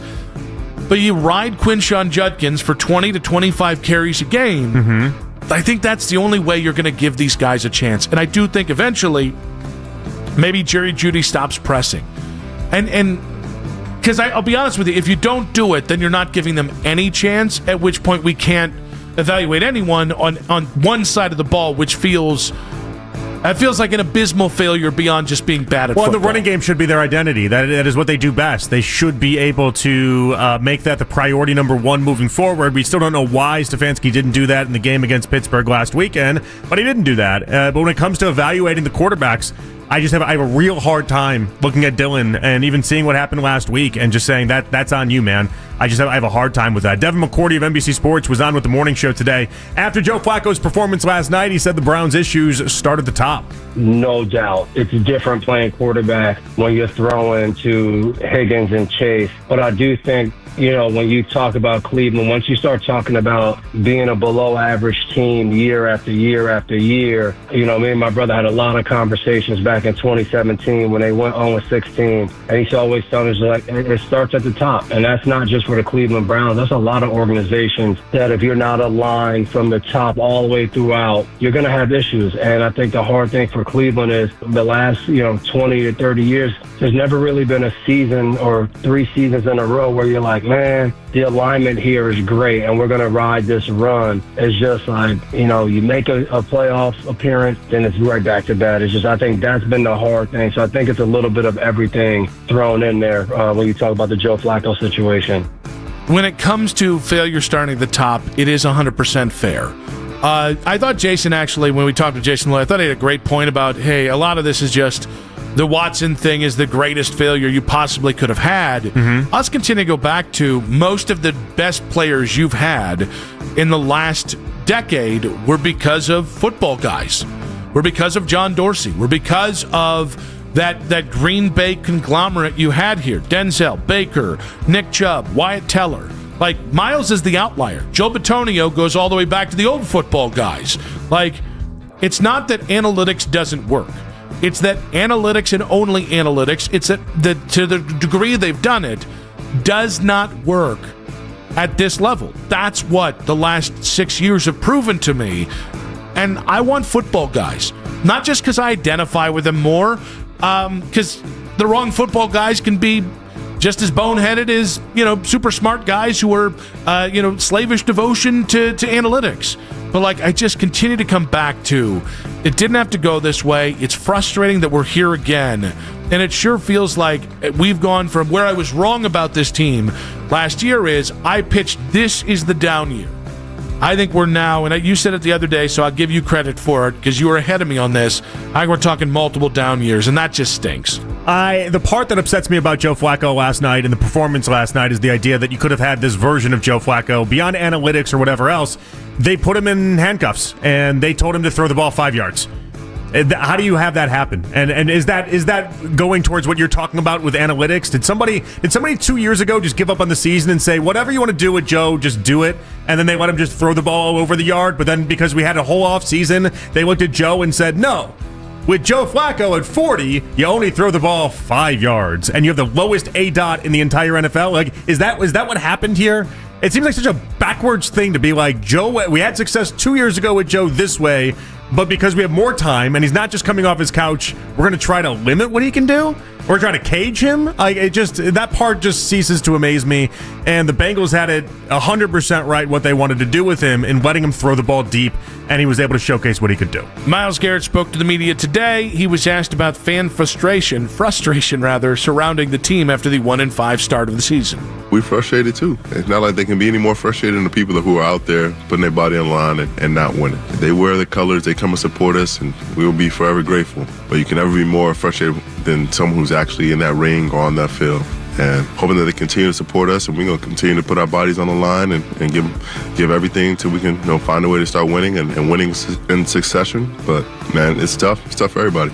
Congratulations to yourself. Your commentary has made its way to Browns Reddit. That's what I was hoping for today. I know you always shoot for Browns Reddit. Browns Reddit has gotten a piece of this convo, and I think it is an interesting point, and I think you had to hear it and then dissect it, but I would just tell people, Odyssey Rewind, go back and listen to Nick's opening rant. Yeah, I do understand what Miles... okay, I can try and empathize with what Miles might be trying to say.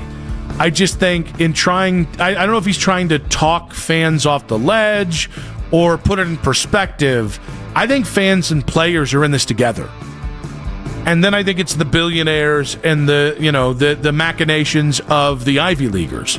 I think players and fans are more on the same page and same side with the frustration than all the people who are worried about their jobs or worried about a stadium in 2029. And that's all I would say. I don't want to go back on it again. I kind of want you to go back on it. No, because it's 5 o'clock. Let's do it again. Because I don't want. It's not me versus Miles. I do love Miles. I love watching Miles play. You keep saying that, but every time he talks, it just seems like you. I got frustrated with what he said, and I would just point to him, and maybe he would point it back to me. We're on the same page here. It's them. They're the problem, not Miles, not me. we're on the same page. Well, no, but you had a problem with what Miles had to say today. That was the impetus of all this, and I don't think you were wrong in saying that. Like Miles made this in a confusing way. He made this about him being more into this than the fans, and that's just a dumb argument to make. I just don't see how he thinks he would win that. Yeah, it's just even if it's true in his mind, where he's like, in his mind he's like, I put my livelihood into this, and for almost a decade I've put in 80-hour weeks training my body and studying film and doing this and doing that. You're not going to win this battle of I care more than the fans that invest their money, their dollars, their free time, their entertainment, the very little entertainment you get in life on the Browns. You're just not going to win that battle. It's just dumb. More from Myles Garrett, as he said the Browns should stick with the run game more to improve the team's threat of scoring points. I would have liked to see us stick to the run a little bit, especially with a dynamic playmaker like Quinshawn. Hell, even Dylan. Both of them getting the ball. Both of them have different styles, but effective runners in their own right. So would have liked to see it, but they saw differently. It's only gotten worse with time. Without the threat of us putting up a lot of points, they have no fear of running the score up or punting. So it's like, if we can punt, we'll get the ball back. Eventually we'll wear them down, and we'll start to score eventually. In their heads, it's like, we don't have to do much, and so we've got to get that out of their minds. Whether that's by taking more risk on defense or scoring more points on offense, we've got to dissuade them from that, and that's how we can have more effect on the game as defenders, especially as myself. If they don't feel the need to hold the ball or to take risks, well, it's hard for us to do anything. This we agree on. Run the damn ball. That's simple. Run the damn ball. It's your only identity. It's the only way out offensively of averaging. Is it still 13.5 points per game? I was 13.7 last I checked. Ooh. I always shorted him. I've shorted him 0.2. You hate to do that. Well, now you're having me doubt myself. Is that still the number? It's an embarrassing low number, but now I have to actually, how my brain works, guys, I have to double check and make sure that's right. 13.7, you are 32 out of 32 NFL teams. And just to be clear, that's not good? Let me check, let me run it back one more time. No, not good. Okay. We got the analysis there. Yes. That might have been the non-player. Well, I had to consult with PFF first to see if it also tracked and said not good at football. And that's true. That's what it did. Out that as well. So we're good. We've got one more piece of sound to play. We're actually going to play it back, and that's from Jason Lloyd, who joined us at 3:20 today, talking about why Sunday is the tipping point of the Browns season. That's in 5 minutes on 92.3 The Fan. Hey!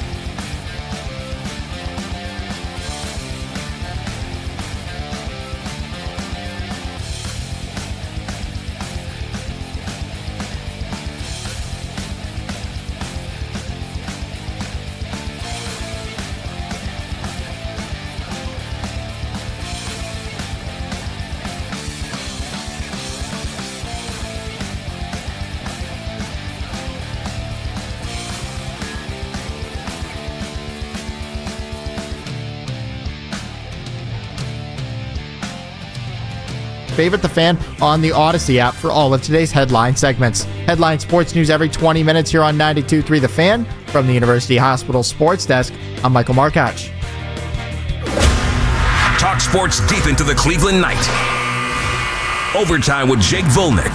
Weeknights at 7. Sports Radio 92.3 The Fan.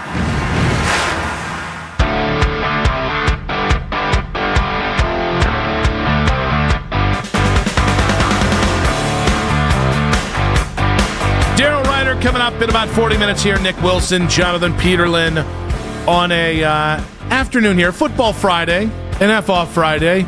I was told that the game I'm going to go to after, because again I go to the Friday night football game for where my daughter marches every single Friday. I was told her team is favored by 46 points tonight.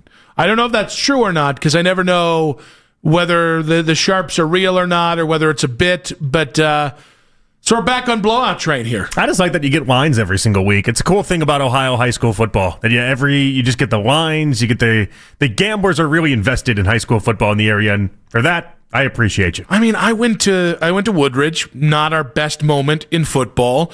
Ness went to Rootstown, not their best moment. So to go and live in a place where every week it's like, are we going to win by 40 this week? Is the game going to be over by the time I get there, around the halftime? You guys basically fell into being Yankees fans. How about that? How does that feel? Actually, I get to stake my claim. Because I grew up in this town until 6th grade, feel like I'm not, it's not like, I live in Idaho and I'm a Yankees fan. So you would have gone to this high school, yes. Then? If you had not moved, you would have gone to this high school. Correctamundo. Yeah, but you didn't go to this high school, though, so you're basically a Yankees fan. But I went to school there more than I did anywhere else. You went to grade school. You saying that makes me not a Grizzly?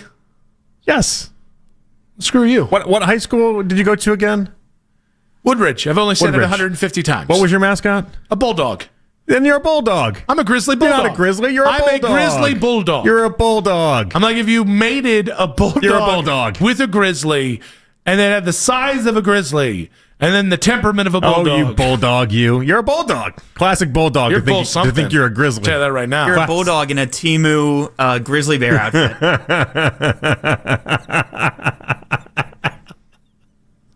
Mac, I like it.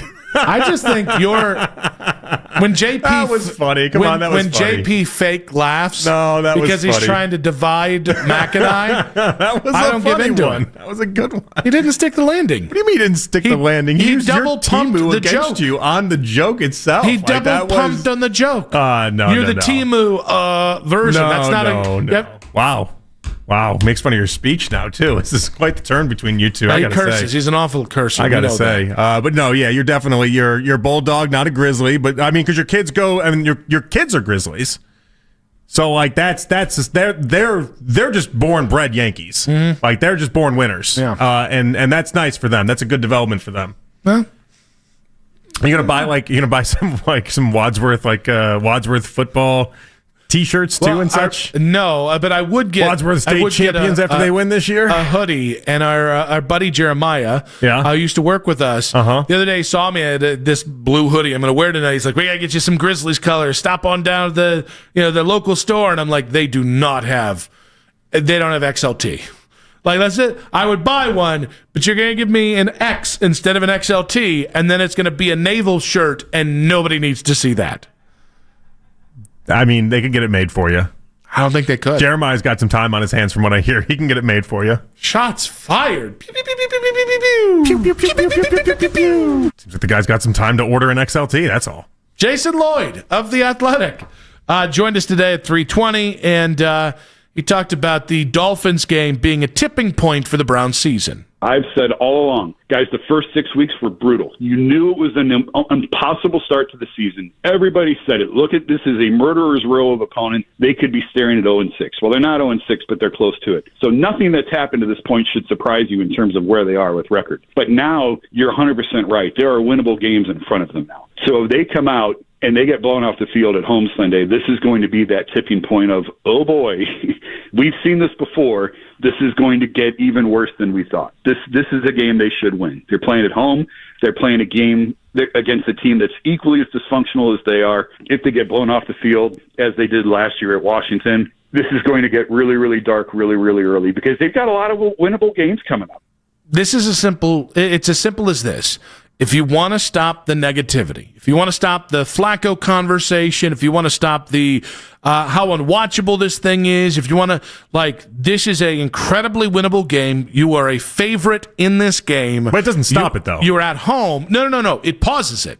Okay, because I mean, even the pause, depending how it looks, it might not even be 100% true, but... I've heard style points. Why does style points matter when you're 1-5? Just win the damn game. Well, you have to win, but if we're trying to stop the conversation, like that, and I think the point that Jason's trying to get to there is that idea that you have a lot of winnable games coming up, but you do still have to hit the 3-foot putt. You still do have to...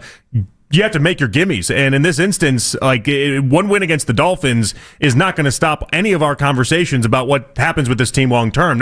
You can't do it in 1 week. Based off of how bad this has gone, 1 week will not satisfy nearly enough people. The same way when they beat the Packers, it didn't stop any conversations about what this could or could not be. Stop might not be the right word, but it does delay some of the vitriol that happens. That's where we're at. Because you are right. Where you and I are going to agree 100% is, let me put it this way. If you have style points but you lose, it doesn't matter anywhere near as much as an ugly win on Sunday in a maelstrom of weather, right?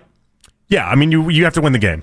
But I just think what it affords you is the ability to just bring the temperature down, bring the pressure down just a little bit. And then, by the way, you got to win the next one as well. You are at a point where you got to knock a few pins down in a row to get where you want to go, or at least to get to the point where it's even again, and it's not every time something bad happens, everybody's hair's on fire. But this is as good of a chance, because if you can't win this game, I don't know when you're winning. Well, that is where I do agree with Miles, though, in some of the comments he made today, and I'm paraphrasing, but the idea that one win isn't enough. One win is not going to be good enough for this team to all of a sudden say, we got it all figured out, everything is now good. Hey, put that conversation that you guys are having about Stefanski and Barry, put it to rest. No. This is the beginning of something, and you have to not only beat the Dolphins, but you have to beat all these teams that you're supposed to beat moving forward. And the sad part about that is there should come a spot. Here's how you know if they've done it right. If at some point I'm making the suggestion that they're taking themselves out of primo draft position and you're hitting that what I would deem to be a disaster scenario where you end up with 6 wins and you're drafting 13th overall, that's how you know they actually got this thing corrected in a little bit of a positive way. 216-474-0092. Is Sunday the tipping point one way or another for the Browns? Steve in a car wants to join in. Steve, welcome to the show, friend. Happy F-Off Friday, Mr. Guaranteed. Right back at you, sir. And that's where I'm coming from. I guarantee you a safety and a defensive touchdown. Now, can you guarantee an offensive passing touchdown? Ooh. So basically, together, we'd be guaranteeing 16 points. And therefore, for the second time this year, we would be guaranteeing a win, and we would be correct. Wait. Steve, can I... You think 16 points guarantees a win, Steve? Against this team, with this weather, it does. Especially if the defense scores 9. They can the score, Dolphins though. just scored 27 last week. They just can't play defense, which is why we'll guarantee an offensive touchdown Here's the this thing, week. Steve, I don't care about guarantees anymore. I'm done with guarantees. Off with guarantees. Because I'm good at them? If you're not putting your nipples on the table, what are you really doing? That's true. Steve, If you're, you not, put them on the table? if you're not putting a Pierce nipple bet on the table, what are you really doing? Guarantees mean nothing to me. Anybody can say a guarantee. Put your nipples. Sounds like JP wants to put them on the table, too. Where your mouth is? That's what I'm hearing, JP. No. I don't make so nipple you want bets. him You to guys put are his Steve, nipples you on the called table, and said but you're you the don't want- guaranteer, and you wanted to talk to Mr. Guarantee himself. Well, if you're Mr. Guarantee, guarantees mean nothing to me. I'm all about nipple bets. Nipple bets? We went off the rails somewhere, guys. Yeah. No, so here's what happened. Steve's trying to get me into a guarantee, and I accept that guarantee, by the way. I will guarantee at least Guarantees one with nothing on the table mean nothing to me at this point. Offensive touchdown It's just words. on Sunday that I'm always right about when I guarantee. I see you, and I right there, Steve. Good stuff, buddy. Now to you. Yes.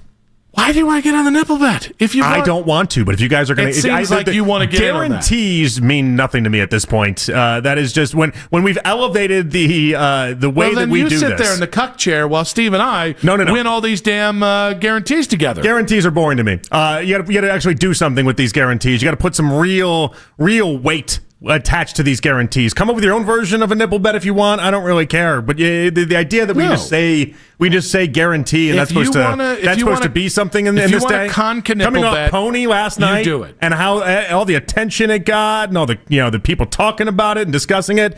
I'm bored with just regular guarantees. I need nipple bets or don't even bother. Hey, no, you can do the nipple bets. And I'll sit here doing normal bets and be right about that. There's no bet. You're not betting on anything. You just said guarantee. That too. Burger bets and guarantees, those are my thing. Knipple bets are yours. No, they're Pony's thing. Sounds like you want to make them your thing. No. We established this. You guys are the guarantee people. I don't make guarantees. I'm not making the guarantee. No. I'm asking you if you want to be part of an advanced version of a guarantee, because your guarantees are just... Why not there? We're just wasting time with your guarantees. Why not do the hackneyed version of this where I'll maybe make a guarantee that I'll eat horse crap if that doesn't work out? Well, that's just dumb. What other different dumb things that sports talk guys have done when they're desperate for attention? What other dumb things could I do? Yeah, let's ratchet this up. Let's find out. Mac, any suggestions on what Nick can do? I'm going to have the Yakuza take a digit off my hand. Now we're talking. Yeah. We're talking. That's where we are. You tell me you're serious about this game. Taking a digit off your hand? Oh, boy. And the answer is no. I'm not going to do that. Mac? When are you chiming in with the tattoo bet? I never get Want to get a dolphin tattooed on your ass? No. I think the bet's sitting there. Nope. The bet's sitting there. Pumping the brakes there. Not going to say it. I don't mean a Dan Marino. No, I don't need attention that bad. That being said, I don't even know how this question, because there's no way you can say no, right?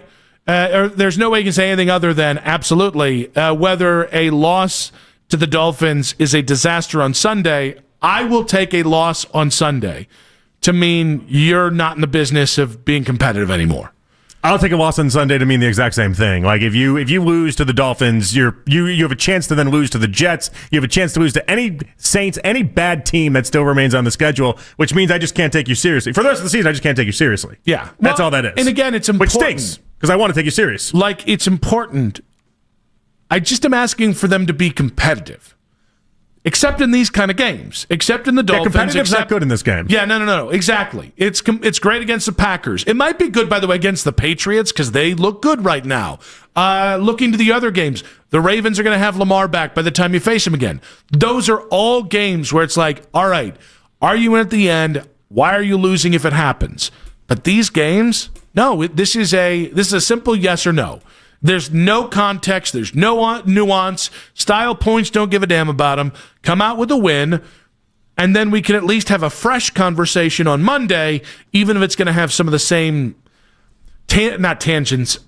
offshoots that we've already been having. In fact, if they lose this game, then I think the conversation on Monday and Tuesday is, I think we're veering more towards, obviously we've done fire Stefanski all week long. I think it'll start to be closer to how many assets can we trade and what assets do get traded. That's where the next evolution of this convo is until week 9 happens and the trade deadline passes. I don't think you can guarantee, and I mean, when I'm saying guarantee, I mean 100% rubber stamp. I don't think we can guarantee anymore that Stefanski will have a job on Monday if he loses this game. It doesn't mean you can guarantee he'll lose his job, but I think that's another tributary of this. I think we are on Stefanski watch and maybe Barry watch if you start 1-6 in a game that you are a 2.5-point favorite at home and the weather seems to favor your style of play and not Miami's. There's just too much here. I would then, by the way, if we're putting it, what's the doom clock? Mm-hmm. I'm not putting it 2 minutes to midnight. It's probably closer to 11:10, right? But it starts to be on the table if you lose this game because the Dolphins are in the pit of despair and you will replace them there. Because then basically whoever wins this team gets the we can breathe for a couple days. Yeah, you just can't lose to this train wreck of a team that is the Dolphins right now. They're an absolute disaster. 216-474-0092. At Nick Wilson says, at Jay Peterlin, We are talking about this Dolphins game on Sunday and what it means for the state of the Browns. Is a loss to the Dolphins anything other than a disaster? And the latest on Mason Graham only adds fuel to the fire on the naysayers and the panickers. That's in 5 minutes on 92.3 The Fan.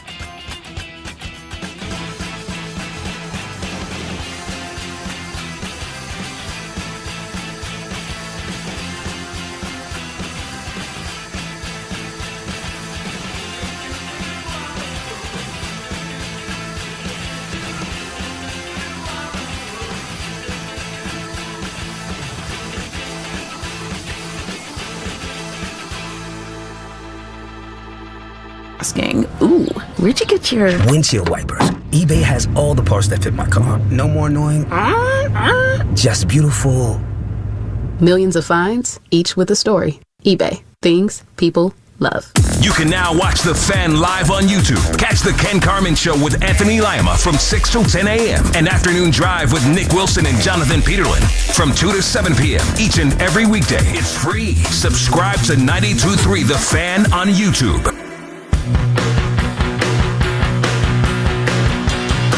Daryl Ryder coming up in 20 minutes. Nick Wilson, Jonathan Peterlin back on a F-Off Friday. I have guaranteed at least one Browns offensive touchdown on Sunday. That's my only guarantee this week. And I've guaranteed that I'll eat a sandwich on Sunday, so our guarantees are about as equal.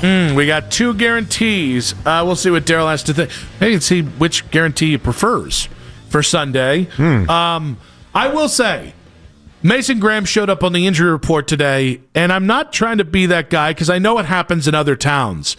Just feels like our guys have been getting hurt a lot in practice, and it just feels disproportionate. Well, remember last year, going into this season, they fired Joe Sheehan, who'd been here the entire time that Stefanski and Barry had been here, and they also laid off like 10 other people that would basically have what you would think would be the direct correlation to whether or not your team is healthy or not healthy. They've been very injured the previous few years. Like, to the point where I was surprised Joe Sheehan had his job as long as he did. But ultimately, I just think we have a lot of injured players. I don't know that are you suggesting that we put this on Stefanski? We put this on... I don't know what to put it on. It's not we just have cause and effect. We just have a lot of players that get injured a lot. Like DeJuan Jones constantly injured. Jack Conklin constantly injured. Like, it's like, why does the offensive line always get banged up? It's like, well, we have a lot of guys that are made out of glass in the offensive line. Yeah, but how can you prove that if DeJuan Jones wasn't hurt all the time at Ohio State? Or like in the case of Mason Graham, I don't remember any big injuries. I thought durability was one of his kind of strong suits there. No, that's a good point. Like, I don't remember DeJuan at Ohio State. He never got any injuries of any kind, of anything. Nothing popped up ever. I don't remember missing a game or like having like a serious injury. Maybe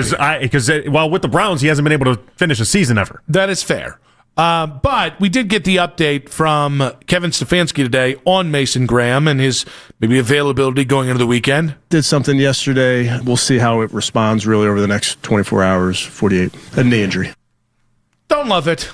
Would really just, and now in fairness, the Browns have said, I don't want to say in fairness, to add to this, the Browns have kind of added that they don't think this is a long-term concern.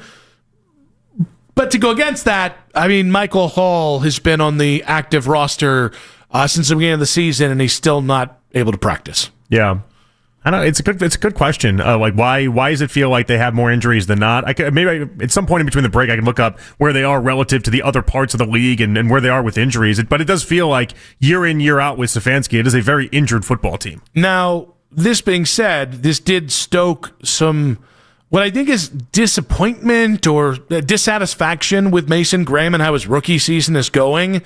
And I mean, I can't make like the statistical case that he is either in the box score or in PFF, like he's ruining the world and he's a world eater and he's Thanos. But like, I don't think Mason Graham and his performance to this point this year is anywhere near my top of concerns for the Cleveland Browns. No, but I do wonder if the Browns were winning games, I do wonder how much of it would become a focal point. When he's your 5th overall pick, and we can point to other rookies on this team that are having better seasons than he's having. Like, I do wonder, because we talked for how long about it. If you take Shador at number 2, Shador's got it. At number 2, you have to have a franchise quarterback. Like, we put the expectations there, and it feels like so far in the early part of Mason Graham's career, he's not showing up in the box score. He's not a PFF darling, and it seems like a lot of people are just kind of bypassing anything in regards to an expectation for someone that was the 5th overall pick. Yeah, I mean, I guess my thing is, like,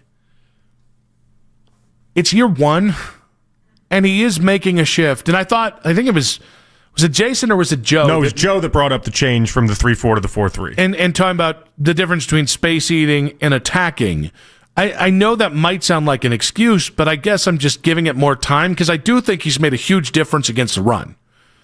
Like, I think if you watch Mason, that's as good against the run as you can be. I mean, where I give him some slack is that you can definitely tell he's being double teamed, and like I think part of the reason why Malik Collins is having the season that he's having is because of what they're doing and the attention they're putting on Mason Graham, and it's making Malik Collins, because people are running towards Malik Collins and he's taking care of business, but it's making him look better in the process. And it's part of why I have a hard time with everyone making the suggestion about like you need such eye-popping numbers and stats, because you can make an impact on a football game and have it not show up in the stat sheet. And I feel like Mason Graham might be exhibit A of exactly that right there. So we do have Jason Lloyd here because we asked him about Mason, and people have used the word disappointment and whether that's the right way to describe what Mason's been doing. I've seen a lot of teams doubling him, which I don't recall. I'm not saying it hasn't happened before because I didn't really study defensive tackles before, but it's been more noticeable to me this year that they're doubling Graham more than I've noticed defensive tackles being doubled in the past. I think he's going to be a good player for this team for the next decade. Like I said, I just felt like there was more pressing needs in the draft when they took him. He has not been a disappointment to me. I think he's been fine. I think he'll continue to be fine. Yeah, I think we're doing the thing that you do when you lose, where because, okay, the football team stinks, let's put all our hope in these players, and if we can't say you're definitively a top 5 or a top 10 or a top 15 or a top 20, whatever, then we all of a sudden we kind of turn on you. Like Carson Schlesinger, better than anybody expected, immediate impact player. All right, good. All right, Mason. All right, well, he's not Chris Jones. He's got to be or Vita Vea. Like, got to be a disappointment. It's like, no, I think he's a young player adapting to the NFL, and I still think he's. I hate the word disappointment. I absolutely hate that. I think the worst thing that we're ever going to say about this kid is he might end up being a fine football player and maybe not a game changer. I think maybe you need to watch the tape. Ooh. I'm a football guy now. I think the worst thing we could say about him, and I think what the conversation is going to start being, is what Jason was hinting at right there. It's not his fault he's not a left tackle, but ultimately where you do have other positions of need, it's going to make you go back and wonder to yourself, should we have done a different selection? That's not Mason Graham's fault, but if you're not wrecking the game from that spot at number 5 overall, it does make you wonder, should we have taken an offensive lineman in that spot? Should we have taken something else that we desperately need on this team right now? I think to call back to it, like, Will Campbell, I think, would have been the pick if Will was there at 5. Yeah, those little tiny dinosaur arms of his, right? But like Armand Membo, I don't think that's where you're going to go. Ashton Genty, Tet McMillan, Kelvin Bakes Jr. I mean, Campbell was sitting there. I mean, that's the one that I think a lot of people would highlight. Campbell he went 4th overall. I know he went 4th overall, but like that would have been the one. Because again, too, yeah, and I think you have to put this in the right idea. Are we gonna put them for what they did at number 5, or are we going to put them for what they did in trading out of 2, and then just saying because I feel like a lot of people say once you traded out of 2, basically 5 became some sort of bonus of sorts because you got the future first-round pick for next year. You added the second that turned into Judkins. I want to know how everyone's thinking about it, because if it had just been 5 overall, or hell, let's even say it was number 2 overall, and you had ended up taking Travis Hunter, I mean, people right now we'd be talking about what a disappointment Travis Hunter is, but we're not doing that for Mason Graham, and I just think that's interesting. 216-474-0092. Is Mason Graham a disappointment to this point? I would disagree, but Josh in a car, are you disappointed that Mason Graham isn't where maybe some folks feel like he should be this early in his career? Not at all. Mason Graham looks really good. Would agree. What do you have on Stefanski, buddy? BFF, by the way, disagrees, so you need to yell at them. Write them a strongly worded letter. I'm really happy to be on with the Big Dipper, and I just want to warn you, Jonathan, you got to be careful with those nipple bets, buddy. Yep. You can get out of control real fast. Well, I'm not the guarantee guy. You start 1, and all of a sudden you got 10 on the. It's like burger bets, but with nipples. We only have 2 nipples, though. Yeah. Well, I just want to. You're not wrong. Last night was mind numbing to me. I was like, I had to stop watching the game. It just like a lot of bad memories like started coming back because. It just seems with Kevin, you know, I got a couple quick points about Kevin. I have a really sad thought that I just hope the Browns wake up to at the end. But, you know, with Baker, like Baker's probably the best quarterback I've ever seen in my lifetime come to Cleveland. I know that's not saying much when he was here. But when he was under Hugh and then when, Greg took over the team, the Kitchen's terrible year, Baker was balling out, looked great. When Kevin came, Baker had to play Kevin's offense. He looked neutered. He was never really able to do what he liked to do. And then it's just a mediocre sense. Like even Flacco, except for that, the back end we were playing really weak teams and they looked really good. Everybody has to play Kevin's system. Even Watson, which I don't think Watson's great. I never wanted him here to begin with, but you could even say that with Watson now, with Flacco only having 3 days with the Bengals. Like Kevin he doesn't do anything that benefits any players. Like if you have an advantage, if you went to go play for the Browns, you have all these attributes that make you great. It doesn't matter. If those attributes don't fit into Kevin's system, you can't use them. You have to do it his way. I just think it's just really damning, and I'm just ready for him to get out of here. That's you talk about disappointment. That's a huge time waste and disappointment having Kevin Stefanski here. John? Go ahead, buddy. Can I have my conclusion real quick there? Yes. I think like the really sad part about it is like I hear you mention it and Ken, and I really appreciate it because like I kind of like emulate with you guys. Like we're losing these lost generations of Browns fans. Like my kids want to watch other teams because the Browns are so boring and the offense is just stupid. And here we are. Like I hear it from my family, I hear it from friends all the time. Like they're Browns fans. They don't even want to watch Browns games. People rather watch Baker Mayfield play for the Tampa Buccaneers, and now people want to watch Joe Flacco with the Bengals. Why? Because we like these guys, especially Baker. We drafted him. We got to watch him do so many different things, and then Andrew Berry does dumb stuff to get a terrible situation in here, and now we're forced to watch it. I don't blame. I used to argue with people. I'm that kind of Browns fan. Like I do give people a hard time. Like, oh no, you shouldn't be doing that. Blah blah blah blah. I don't do that anymore. Somebody says, "Hey man, I'm watching the Bucs this Sunday." I'm like, "Hey man, do what you got to do." I can't blame them. It actually stresses me out to watch the Browns now, and I've never been like that. I don't even want to watch the Browns because I just get so irritated. And then like after last night, it's just kind of like I know you want to make a quick decision, but how the hell are these guys still here? Like Andrew Berry, yeah, he drafted good this year. The guy can't, like Ken and Nancy were talking about this morning, we got big decisions coming up with quarterbacks. Do you really want Andrew Berry picking your quarterback? I mean, that's a nightmare. That's like the stuff of nightmares right there. Josh, we got a boogie buddy, but we appreciate you, and we certainly empathize with a lot of what you shared there. 216-474-0092. Are you using the D word? For Mason Graham, we'll ask Daryl Ryder that coming up in 5 minutes on 92.3 The Fan. This is Zach Gelb with Odyssey Sports Minute. The Pittsburgh Steelers are a good football team, but even with the AFC being wide open, last night's loss to the Cincinnati Bengals shows you why they shouldn't be taken seriously in the AFC. The Steelers used to be about great defense and winning Super Bowls. Well, last night the Steelers allowed 470 yards to Old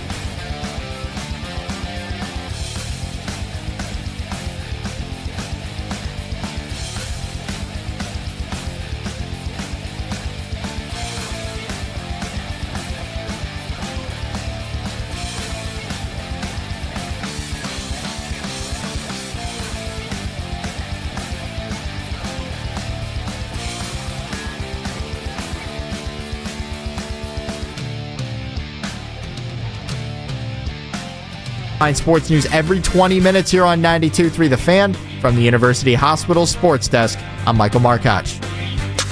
Whenever you need to talk about the Browns, we got you covered. First Ace Frehley, now Joe Flacco's out there slinging it for the Cincinnati Bengals. 10 days after getting traded. We are Sports Radio 92.3 The Fan.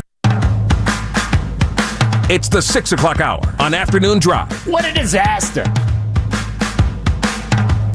Get the latest from Browns practice throughout the week right now on our YouTube channel. Daryl Ryder recapping each and every practice and game while featuring the best highlights from coaches and players during media availability as well as on-the-field action. Subscribe to the 92.3 The Fan channel on YouTube now to get all the latest from Daryl Ryder on the Browns all throughout the football season. 1 hour to go. Nick Wilson, Jonathan Peterlin with you in case we missed it. Coming up in about 40 minutes here.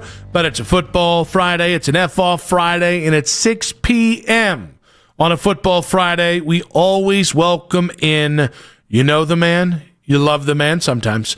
He is Daryl Ryder, brought to you by Scheiben Jewelers, Cleveland's premier jewelry store. Daryl, welcome to the show. We mean it now. Hey, Nick, how's it going? How you doing, guys? What's up, That's good. Daryl? That was on me, by the way, just so everybody knows. It was not on. I didn't see it was on the phone. I thought you were somewhere else. Sorry about that. So I can own that. We own that. We can be better. You know what, Daryl? What it is I was wrong. I've got to lead the show better. I've got to coach better. That sounds eerily familiar to me. So, how do you view the game on Sunday for this Cleveland Browns team? Well, I am interested to see what adjustments they make, considering the forecast isn't great. Hopefully they don't try and throw it 58 times like they did last weekend in Pittsburgh. Big opportunity, I think, for Quinshon Judkins as well as, Dylan Sampson and even Jerome Ford, too. I think that this is a potentially big opportunity for the run game. But I kind of feel like they got to have this one. There's some games coming up here on the schedule, starting with this one. You got the Titans on the schedule. You got the Jets on the schedule. Like, there's some winnable games here. And I feel like this is one they need to have. If they don't get it, what do you think the fallout from that will be? Are we on Stefanski watch to being fired, or is it just going to be status quo, us talking about it, but nothing actually happening? Yeah, I'll be honest with you, Jonathan. I've been straddling the fence on that. There's a part of me that thinks that they will wait until the end of the season to make decisions on the future of the organization. And then there's kind of part of me like, how can you keep this going? Especially if it's another just absolute offensive performance where the streak of not scoring more than 17 points continues. I mean, it's 11 games going back to last year, and we've talked about going back to last year only 3 times since they have scored 20 or more points, and that's just not. It just isn't sustainable in this particular league. So I really am on the fence with that, Jonathan. There's a part of me that thinks that they're just going to ride this thing out until they can get to the finish line in early January, and then there's a part of me that thinks that they just might have to pull the trigger and make a change Sunday night or Monday. Daryl, we heard from Myles Garrett today. I took umbrage with one of the things he said. Was there anything specific that stuck out to you about what Myles had to say here on a Football Friday? There are quite a few things. One, the fact that he's giving the front office the grace of maybe Joe Flacco doesn't fit what they do offensively, then the question has to be asked, then why was he here to begin with? Secondly, there were a lengthy list here, Nick, so bear with me a second. There was the part of he'd like some more favorable matchups defensively. He wished last week they would have run the ball a little more. He is obviously frustrated because teams really don't respect the Browns offense, and they're just not much of a scoring threat there, and so the defense pretty much has to carry the load. So there's a long list of things that I felt like it was a comprehensive Myles Garrett press conference where he was able to touch on just about everything and anything that's ailing this team. Look, I'm not going to criticize him for what he said because that makes me a hypocrite. I respect players that are honest and candid in their answers, then don't give us Kevin Stefanski answers when we ask direct questions about things. So I do respect Myles' honesty, but also at the same time, there's a big part of me. It's like, dude, this is what you signed up for when you set the trade request aside and signed for $40 million a year. Like, you had to know this was coming. So again, I certainly respect Myles' honesty, and I'm not going to criticize him for that. But then again, at the same time, you did sign up for this. Darryl, what was it like all week long? And I'm talking about Myles Garrett, I'm talking about Grant Delpit, but some of the other guys as well. What was the vibe like around all these players this week, and what was the reigning sentiment from some of these guys? Yeah, I mean, the Delpit thing really stood out to me yesterday when he just talked about, and I'm paraphrasing, but I'm sure you guys have played the sound like a broken record about like, just basically, I don't even know what it's like to win anymore. I think, and look, again, I appreciate the honesty because they don't know what it's like to win anymore, right? They've only won 4 games, going back to the last 23, I believe, if my math is correct. So, I feel like there's a tremendous amount of frustration in that locker room. I think that there's a tremendous belief in the talent that they have within that locker room as well. And I think the frustration stems from, hey, we have talent here. Why are we not winning football games? Obviously, a big reason why is they don't have a quarterback. And the offense is frankly in the ditch. And there just seems to be no end in sight for that. But they're also trying to not point fingers. It's kind of like a fine line right now, Jonathan. They recognize the problems, but they're trying not to point fingers or place blame. And, like we've seen in Miami, right? Tua did it last Sunday after they lost. He said, hey, we got guys that aren't even showing up to meetings when they're supposed to. You're not seeing that right now, but I kind of feel like it's a tinderbox. They're trying to keep it together, but this thing could get ugly. That's just my read on it, that everyone's trying to toe the company line, but if this keeps up, the foundation's going to crack significantly. Darryl, do you think Kevin Stefanski's actually going to run the ball this weekend? I hope so. Myles Garrett hopes so. They should. I mean, if the weather is what ends up being what they're forecasting it to be, and that's wet with wind gusts 40+ miles per hour throughout the afternoon, I would hope they try and run the ball. Miami's defense isn't that great, although Pittsburgh's defense wasn't that great either, and we saw how that worked out last week in Pittsburgh on that cow pasture. So. I hope they try and run the ball. I think Quinshon Judkins has shown us, Nick, that he is capable of carrying the load in that regard. And you maybe mix in Jerome Ford and Dylan Sampson, but I don't think this is going to be the week where we get our wish, where we're hoping for chunk plays down the field, right, in the passing game. This is one of those short and sweet, move it down the field slowly but surely type of games. And hopefully, again, Judkins gets, in my view, he's got to get at least 20 carries Sunday. Like that, to me, that's the starting point, and we move forward from there. Maybe it's 25 carries, but a minimum of 20 carries for Judkins Sunday, to me, is mandatory. Darryl, I want to ask you about the Neotrans report today about the Brook Park Stadium because I think it's interesting and I want your perspective on it because you are very plugged into the stadium news. The report suggesting that the Browns may stay downtown 2 years longer than planned, and according to Neotrans, their sources, multiple sources, say the settlement agreement allows the Browns to keep playing in Huntington Bank Field for up to 2 more years after their 30-year lease expires at the end of the 2028 NFL season in early 2029. And you might actually have the Browns not in Brook Park at the amount of time that we thought that they would be. Well, part of it, a big part of that, I think, has to do with the infrastructure and getting that all squared away. You keep in mind the airport project's going on, and that's not scheduled to be completed, I believe, until 2032. And part of that airport project not only encompasses a whole new terminal and the access to that, but it also includes 237 and potentially some interstate improvements for 480 and 71 as well.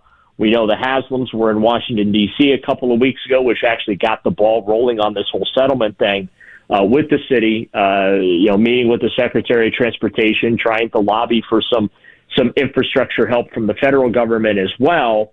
So, I know the Browns really want to get into that building by 2029, but the main point that keeps getting stressed to me from the organization is they do want it to be a positive experience for their fans, not just within the building, but as far as getting in and getting out of the place, because that really, that's the chief complaint that they had about the lakefront, set aside the condition of the stadium and whatever amenities they may or may not be able to provide in it.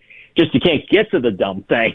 And every year it feels like an obstacle course to try and get to the lakefront. So it will be interesting to see if, in fact, this project does get delayed a year or two. But they're eager to get shovels at the ground and start digging that pit out because they got to go 80 feet into the ground, and like they did with SoFi Stadium in Los Angeles. And one of the challenges with that is we get more rain than Los Angeles does, and they kept running into delays with SoFi because they had to keep pumping out the water from the rain that was coming through. And I think that's something they're going to have to deal with here. I have said digging that pit out is going to be the toughest part of that project, more than the infrastructure and anything else.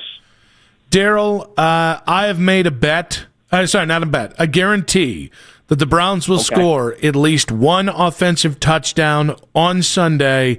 JP says that any guarantee that doesn't involve pierced nipples just does not interest him. They're boring to me at this point, Daryl. Yeah, where do you land on this whole, is it a guarantee unless I'm putting some sort of physical alteration to my body on the table? Put the nipples on the table.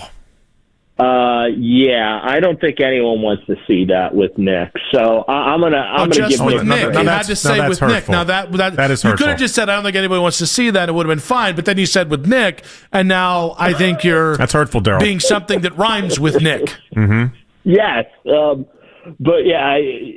don't go down the road of our brethren in Pittsburgh. Please, just don't go there. Yeah, let's just not go there. I do. You know what? I do feel like we're going to see an offensive touchdown on Sunday. That's bold of you. It's the problem isn't that we're not seeing an offensive touchdown within games. It's the fact that we're not seeing multiple offensive touchdowns within games on a regular basis. That's the problem. So, now if you want to guarantee that there's going to be 3 touchdowns, offense, defense, special, like all inclusive, like they're going to get to 21 points or 20, we'll give them a missed extra point in there. Then I don't know. I think some body art might need to be involved there. But right now, no. It's one offensive touchdown. I don't think there's any need for any skin in the game there. Yeah, I wouldn't guarantee 3 touchdowns because I'm not huffing paint yet. That's true. That's a really good point. If I watch 1 touchdown happen and they lose by 2 touchdowns, I probably maybe I'll be like, I got paint. It is a Friday. I got paint. I got some time. We'll see what we do. Daryl? You know what? At least you didn't get like the Browns 2026 Super Bowl champions tattooed on yourself, right? Yet. Yes. Still some time. Well, I guess we are in Super Bowl window 2.0. He's got to talk to Bernie Kosar first, and then he might get the tattoo. And Todd Philcox. Yeah, Brady Quinn. Kelly Holcomb. Luke McCown. One convo with Josh RG3, McCown. and it just gets it done. Yep. And I'll leave my wife for an Estonian sprinter. Wow. They are the best sprinters. Is that too much? All right, Daryl, we appreciate you, buddy.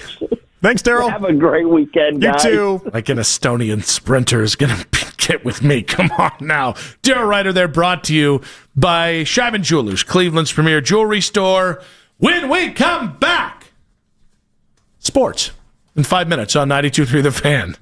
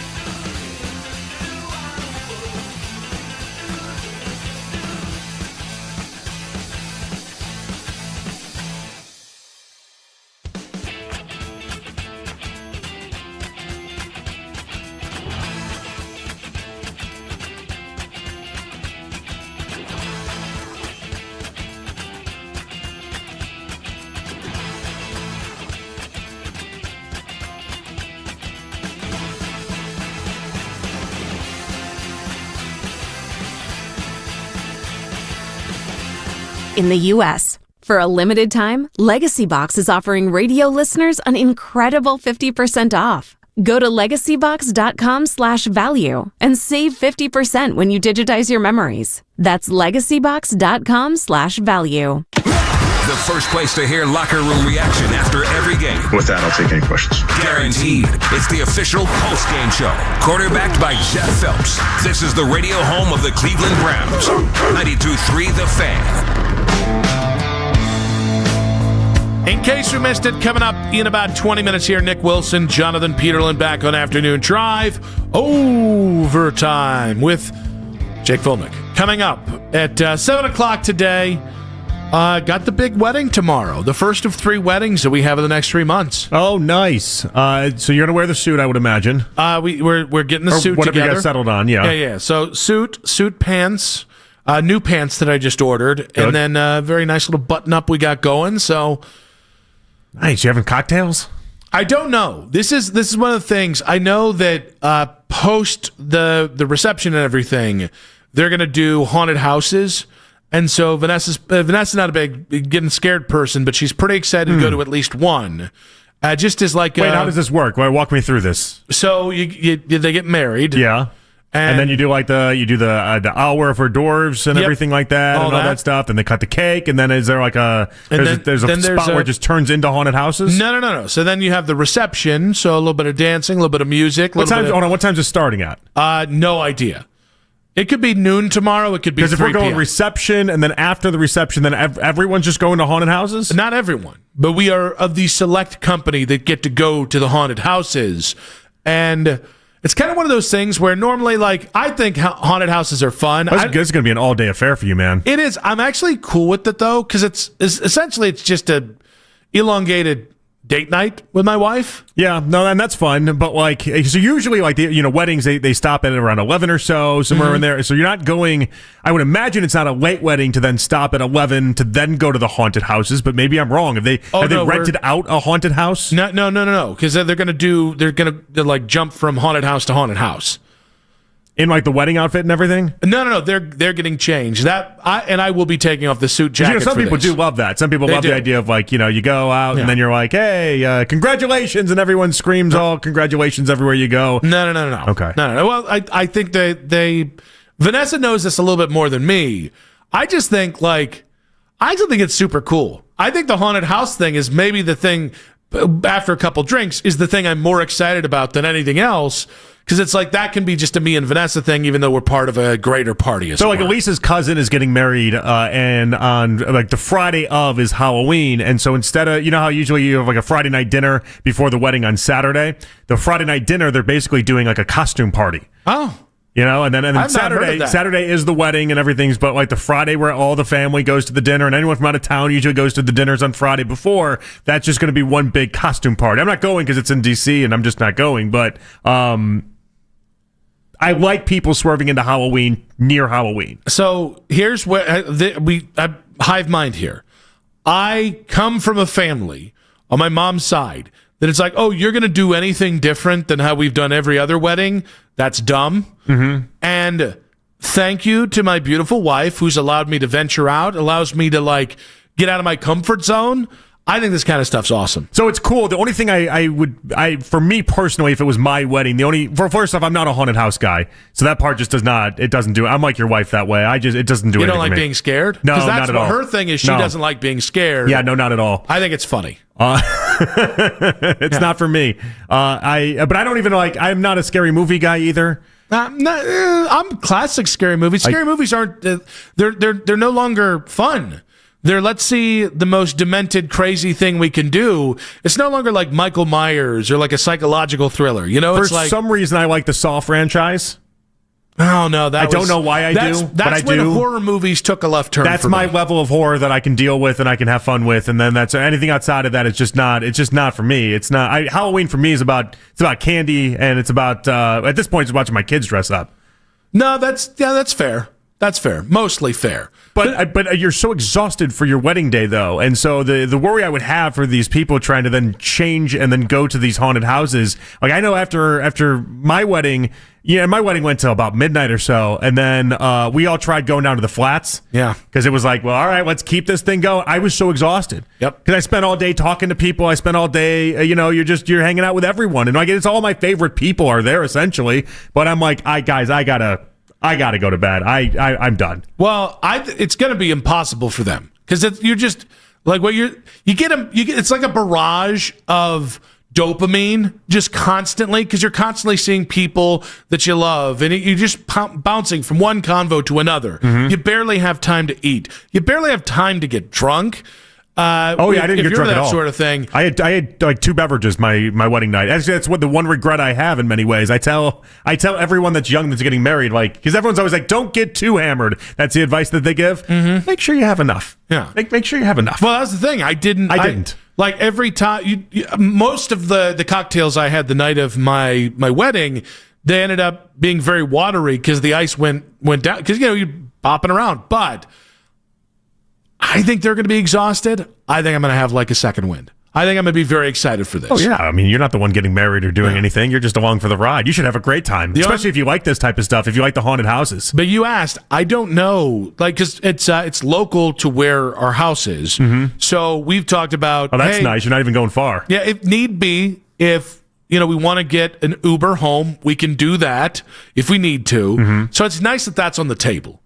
Because the negotiations as a married couple of young kids that you're like, is it your night or is it my night? Yeah. I hate that. How far are we from your oldest being able to drive? We are 1 year out. Yeah, we got to get a speed up on that.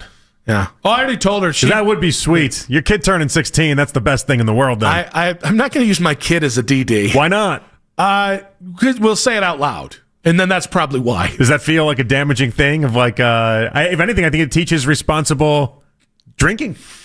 No, this is someone that desperately wants. I desperately want my child to be my DD when I get older. Wait, why is it a chotch move? I haven't thought it through enough.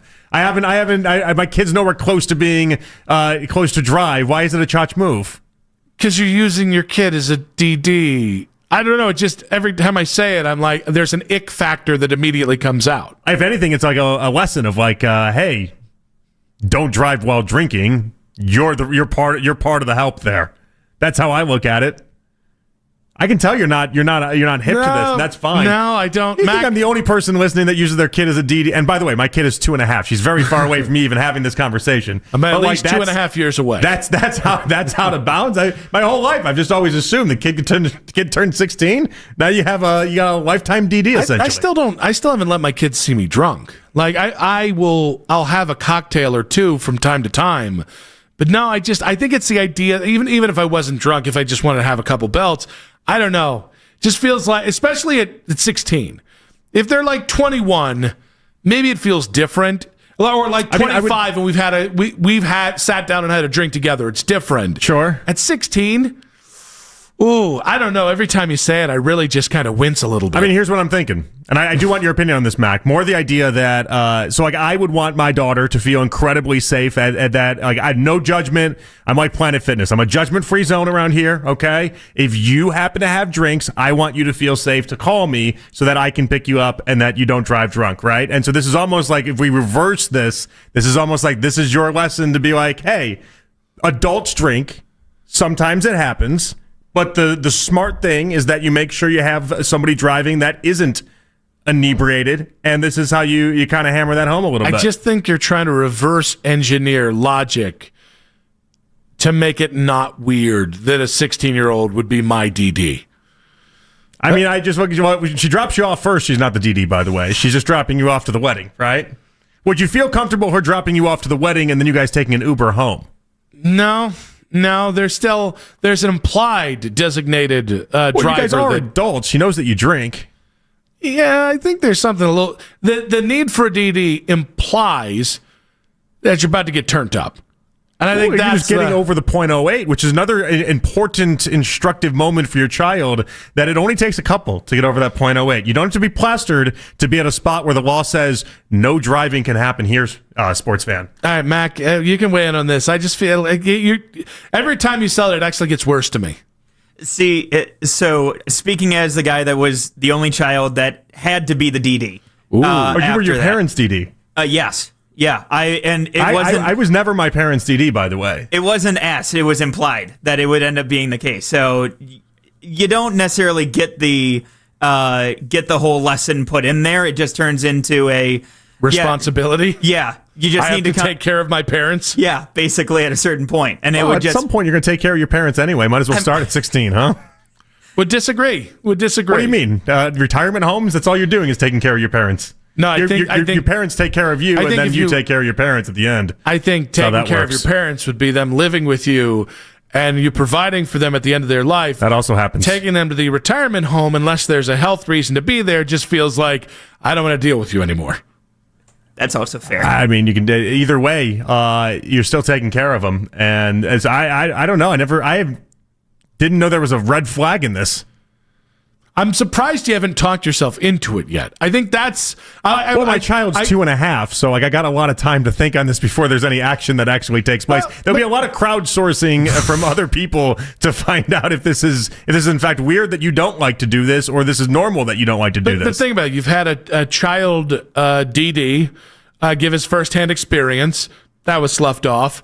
You've posed several reasons why it would make sense. The problem with Mac's experience is they didn't teach him any lessons while happening. You know damn well. So you have to tell them? Well, you know me and how this would work. I would sit in the back and be like, and this is why it's important that you get the DD, and this is why it's important that why you're driving right now is important for reasons X, Y, and Z. I think you can have that lesson without having to, actually implement it yourself at that point, too. I didn't know it was a weird thing. I genuinely just didn't know that was a weird thing that people didn't do. I just assumed everyone, when your kid turns 16 and you're paying for the car, you're paying for the insurance, that if you wanted to go out and have a couple beverages, they were in many ways your Uber driver for the evening. It's more of a rite of passage at a certain point where it's like okay, fine, you have to pick them up, whatever. But I think that adding the lesson on top of it feels like another layer that you're trying to just justify shoehorn it. Yeah, you're trying to shoehorn it in and constantly justify teaching. It.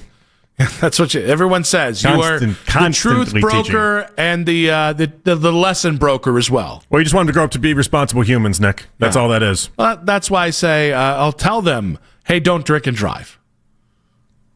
There. Well, good. I don't have to show them. I can just tell them. Good. I hope that works very well. I just for me, for my money, I'd be like, all right, great. I got somebody driving, picking me up. It's gonna be awesome. What's your take on child labor? It feels very adjacent to that. It's not. No, they're just driving you. That's not child labor. They're just picking you up because you've had too many to drink. That's not child labor. Okay. All right. I will say I was bought off by getting pizza afterward, though. I once had this guy in college I knew. He's like, I'll always come pick you up if you call me, but the deal is then you got to take me to Taco Bell. So I'd call him, he'd come pick me up, I'd take him to Taco Bell. Good time. In case we missed it, in 5 minutes on 92.3 The Fan, the Big Dipper is back. Nick Wilson here to talk with you about your dip game. All right? Don't let it slack, right? Every game is an opportunity to take your game in the dip game to a whole nother level. Chips, you dip them. Wings, you dip them. Veggies, you dip them. And what should you be dipping them in? Daisy French onion dip. It's a game changer, as delicious as homemade dip and made with real.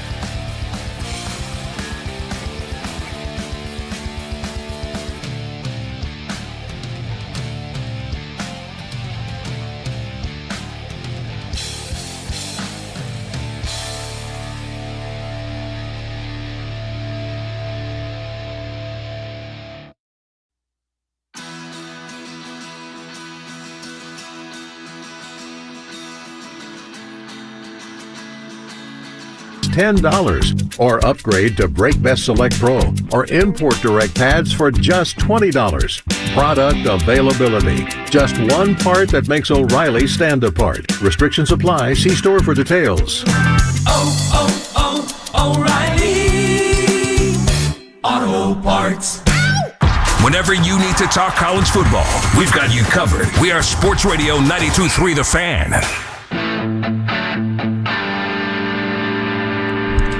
Sports Talk on The Fan is presented by Paramount Plus. You can't count on much, but you can always count on Sundays with the NFL on CBS and Paramount Plus. Watch your local NFL game live every Sunday, all season long. Visit ParamountPlus.com/NFL to get started today. Final segment of today's show. I want to say a big thanks to Jason Lloyd, who joined us at 3:20 today, and Hall of Famer Joe Thomas of SixSpringsFarms.com, Hall of Fame beef. Make sure to check out the beautiful meat stylings of Joe Thomas. Big thanks to both of our guests there. Jason was great on the state of the Browns. Joe gave us some really interesting insight on maybe why the Browns' offensive line has kind of run out of steam here. But with all that being said, let's get to In Case You Missed It. All right, we're going to start off with a new report from John Heyman. The Tigers and Skubal are reportedly over $250 million apart in negotiations on a contract extension. $250 million apart, which does not lead to a good sign of the idea that the Tigers are going to actually be able to link up Skubal. I mean, that sounds more like we're talking years and not actual per year. Well, so what the suggestion here is that, and I think you got to make the obvious comp would be Garrett Cole, 6 years, $324 million. I think that is where the starting conversation for Skubal is. But if you're off by $250 million, I would agree. There's got to be years that are off here, but obviously there's just plain finances that are off as well. I hate to see it. I'd hate to see Skubal not be in this division anymore. I mean, if the baseline ask for Skubal is $400 million and Scherzer and Verlander get 43, Soto gets 51, where are we sitting with Skubal? Skubal's going to get 45, 46. It's going to be an incredibly high number, and I just don't know that the Tigers are going to shell out that type of cash. I think it's really, really tough. I don't mind. Okay, I think paying a position player $50 million a year and then paying him for $12 million, 12 years is stupid. I think that's bad business. You will lose multiple years on that deal, and that's if it actually works out. Pitching, I just don't know. I don't know how you commit to more than 4 years to any pitcher. Well, you know at least one of those years, if history is any indication, is going to be just taken away from Tommy John or some surgery that's going to happen. Like, you just got to account for that, and yeah, it's really tough. But if anybody were to get paid the big-time money, it'd be somebody that's about to win his second straight Cy Young Award, somebody that led the AL and ERA once again, was second in the league in strikeouts, and then was as dominant of a pitcher as you'll find in baseball. I just wish we had like max contracts, not like the NBA has, where it's like you can only pay. I'm talking about like, all right, for pitching, the longest deal you can get is 4 years, and for a hitter, the longest deal you can get to 5 years. That's a cool idea. They'll never go for it. The players won't, because it's a cool idea. But that to me is as important as something like salary cap or incentivized revenue sharing, where it's not just, hey, here's $200 million, but you get more money if you actually spend something like that. Because here's the other thing, it also kills player movement, and it makes it one-directional. I'd like to get to a point where a Yankee might actually sign in Cleveland, or a Red Sox might sign in Milwaukee, something like, and not like their fourth best player, but like Mookie Betts. We're a year away from him ending free agency. I can't imagine the ripple effect if he doesn't sign a big deal there. Do you trade him? Well, that's kind of where the conversation goes. In many ways, yes. It's so interesting, though. Half of a season ago, they were in discussions for trying to trade for Paul Skeens, and now it feels like the conversation is, can we trade Skubal to somebody else to get something else of value because we don't want to pay him $400 million? The problem is the Tigers have arguably one of the 5 best systems in the entire minors. Now, in fairness, they don't have another Skubal. But McGonigal, the Max Clark kid, there's a Briseño, who's like a first baseman catcher. They've got 4 legit, really interesting, really fun bats on the way. Yeah, we talked a lot about their bats. So you're just kind of waiting. You're kind of just waiting for those guys to show up, but you don't have another Skubal. Like, you can replace a Torkelson. You can replace, one of the young bats that has done something interesting. And in fairness, they don't have a Skubal as a bat. I don't think you can replace Skubal because all your pitching is up. And the guys that you do have now are like Troy Melton, who's not going to be a starter. He's more of a reliever. It's just interesting. Baseball economics and where this sits right now. It's going to be really interesting to pay attention to. A popular YouTuber discovered a Zillow posting on Long Island. Charming little one-bed, one-bath cottage complete with blood spatter on the walls and stains in the floor. Would you buy a house you knew death, specifically murder, had occurred in? Yeah, it doesn't bother me. In fact, I would welcome the discount. There's not even if you had to I'm thrown off by it. I'm confused as to why you're thrown off by this. Because you'd have to go see the house. I already told you yesterday I don't believe in ghosts. That doesn't do anything for me. They're not going to keep the blood up on the walls. You don't. Well, yeah, but then you're going to be the one in charge of getting it out there. Even if it's just hiring somebody to do it for you. No, just hire somebody to do it for me. That's all that is. That's not really a big deal. In person before the blood? When the people that put up the house in the market, they're going to clean up the blood and take care of that to begin with anyway. You'd be dumb to leave the blood up and then show the house to people. Well, but I'm not buying a house that I don't step into. But a Zillow.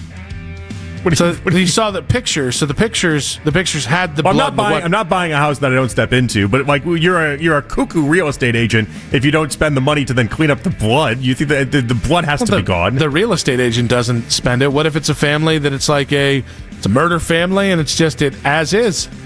If I get that big of a discount, fine, I'll hire somebody and they'll clean out the blood for me. I'm not worried about it being haunted. And the idea that a murder happened into it just does not bother me in the slightest bit. There's $215,000 for a one bed, one bath, 644 square foot. That's just not enough square footage or bedrooms for me to be like, here's $215,000. That's the real problem with the house. It's Long Island though, so the math is the math. Well, what part of Long Island? There's actually nice parts where Colin Jost grew up, and then there's other parts where Pete Davidson grew up that maybe isn't the nicest parts of Long Island. No, it's a murder occurred in it, so I think there's an inference there. He's a great guy. What murder? There's everything is me selling it to Elise now. She's like, there's a murder what murder? Hey, no murder happened. We can get over that. You see the disc. If you gave me a big enough discount and I thought the house was nice enough, there's no way that's getting in my way. I feel like it's getting in your way, though. I feel like that's what you're telling me. Well, it's conditional. Slash $100,000 off the house you bought, but you just have to live with the idea that a murder happened, and you're telling me it's changing your perception? Yeah. Yeah, I believe in energy. I believe in what's that price? And stuff like that. $150,000 off the price that you paid. Lower. $200,000. Lower. Wow, you need a whole $250? Sold. So there is a price. There is a price that you can get over every time you go to that living room, being like, I guess bad things happened. Half the price of a house, and we're talking. I guess bad things happened here. Yeah. Yeah, no, I'm cool. $100,000 off the price, I'm good. You're easy to buy. I don't believe in ghosts. I don't believe in ghosts. I think I'll be all right. Big thanks to Mac Robinson on the board. Yes. Big thanks to Jake Murren. Big thanks to Michael Markoch. Good stuff out of those gentlemen today. JP, strong week, friend. Had a lovely week hanging out with you. I hope you enjoy your weekend and your haunted houses. I'm very excited for that. Hope you enjoy the now 3-week-old, yes? Yeah, we're moving into 4-week-old territory by the time you see me on Monday. I mean, see how that works? It's like a whole new baby. See how that basically is. Yeah. Basically is. Should be fun. Also, Coach Riz, Sunday. I'll talk to everyone at 10 o'clock for the pregame show. All right, make sure to talk on the old tailgate there with the boys. We'll be back on Monday, hopefully discussing a damn Browns win.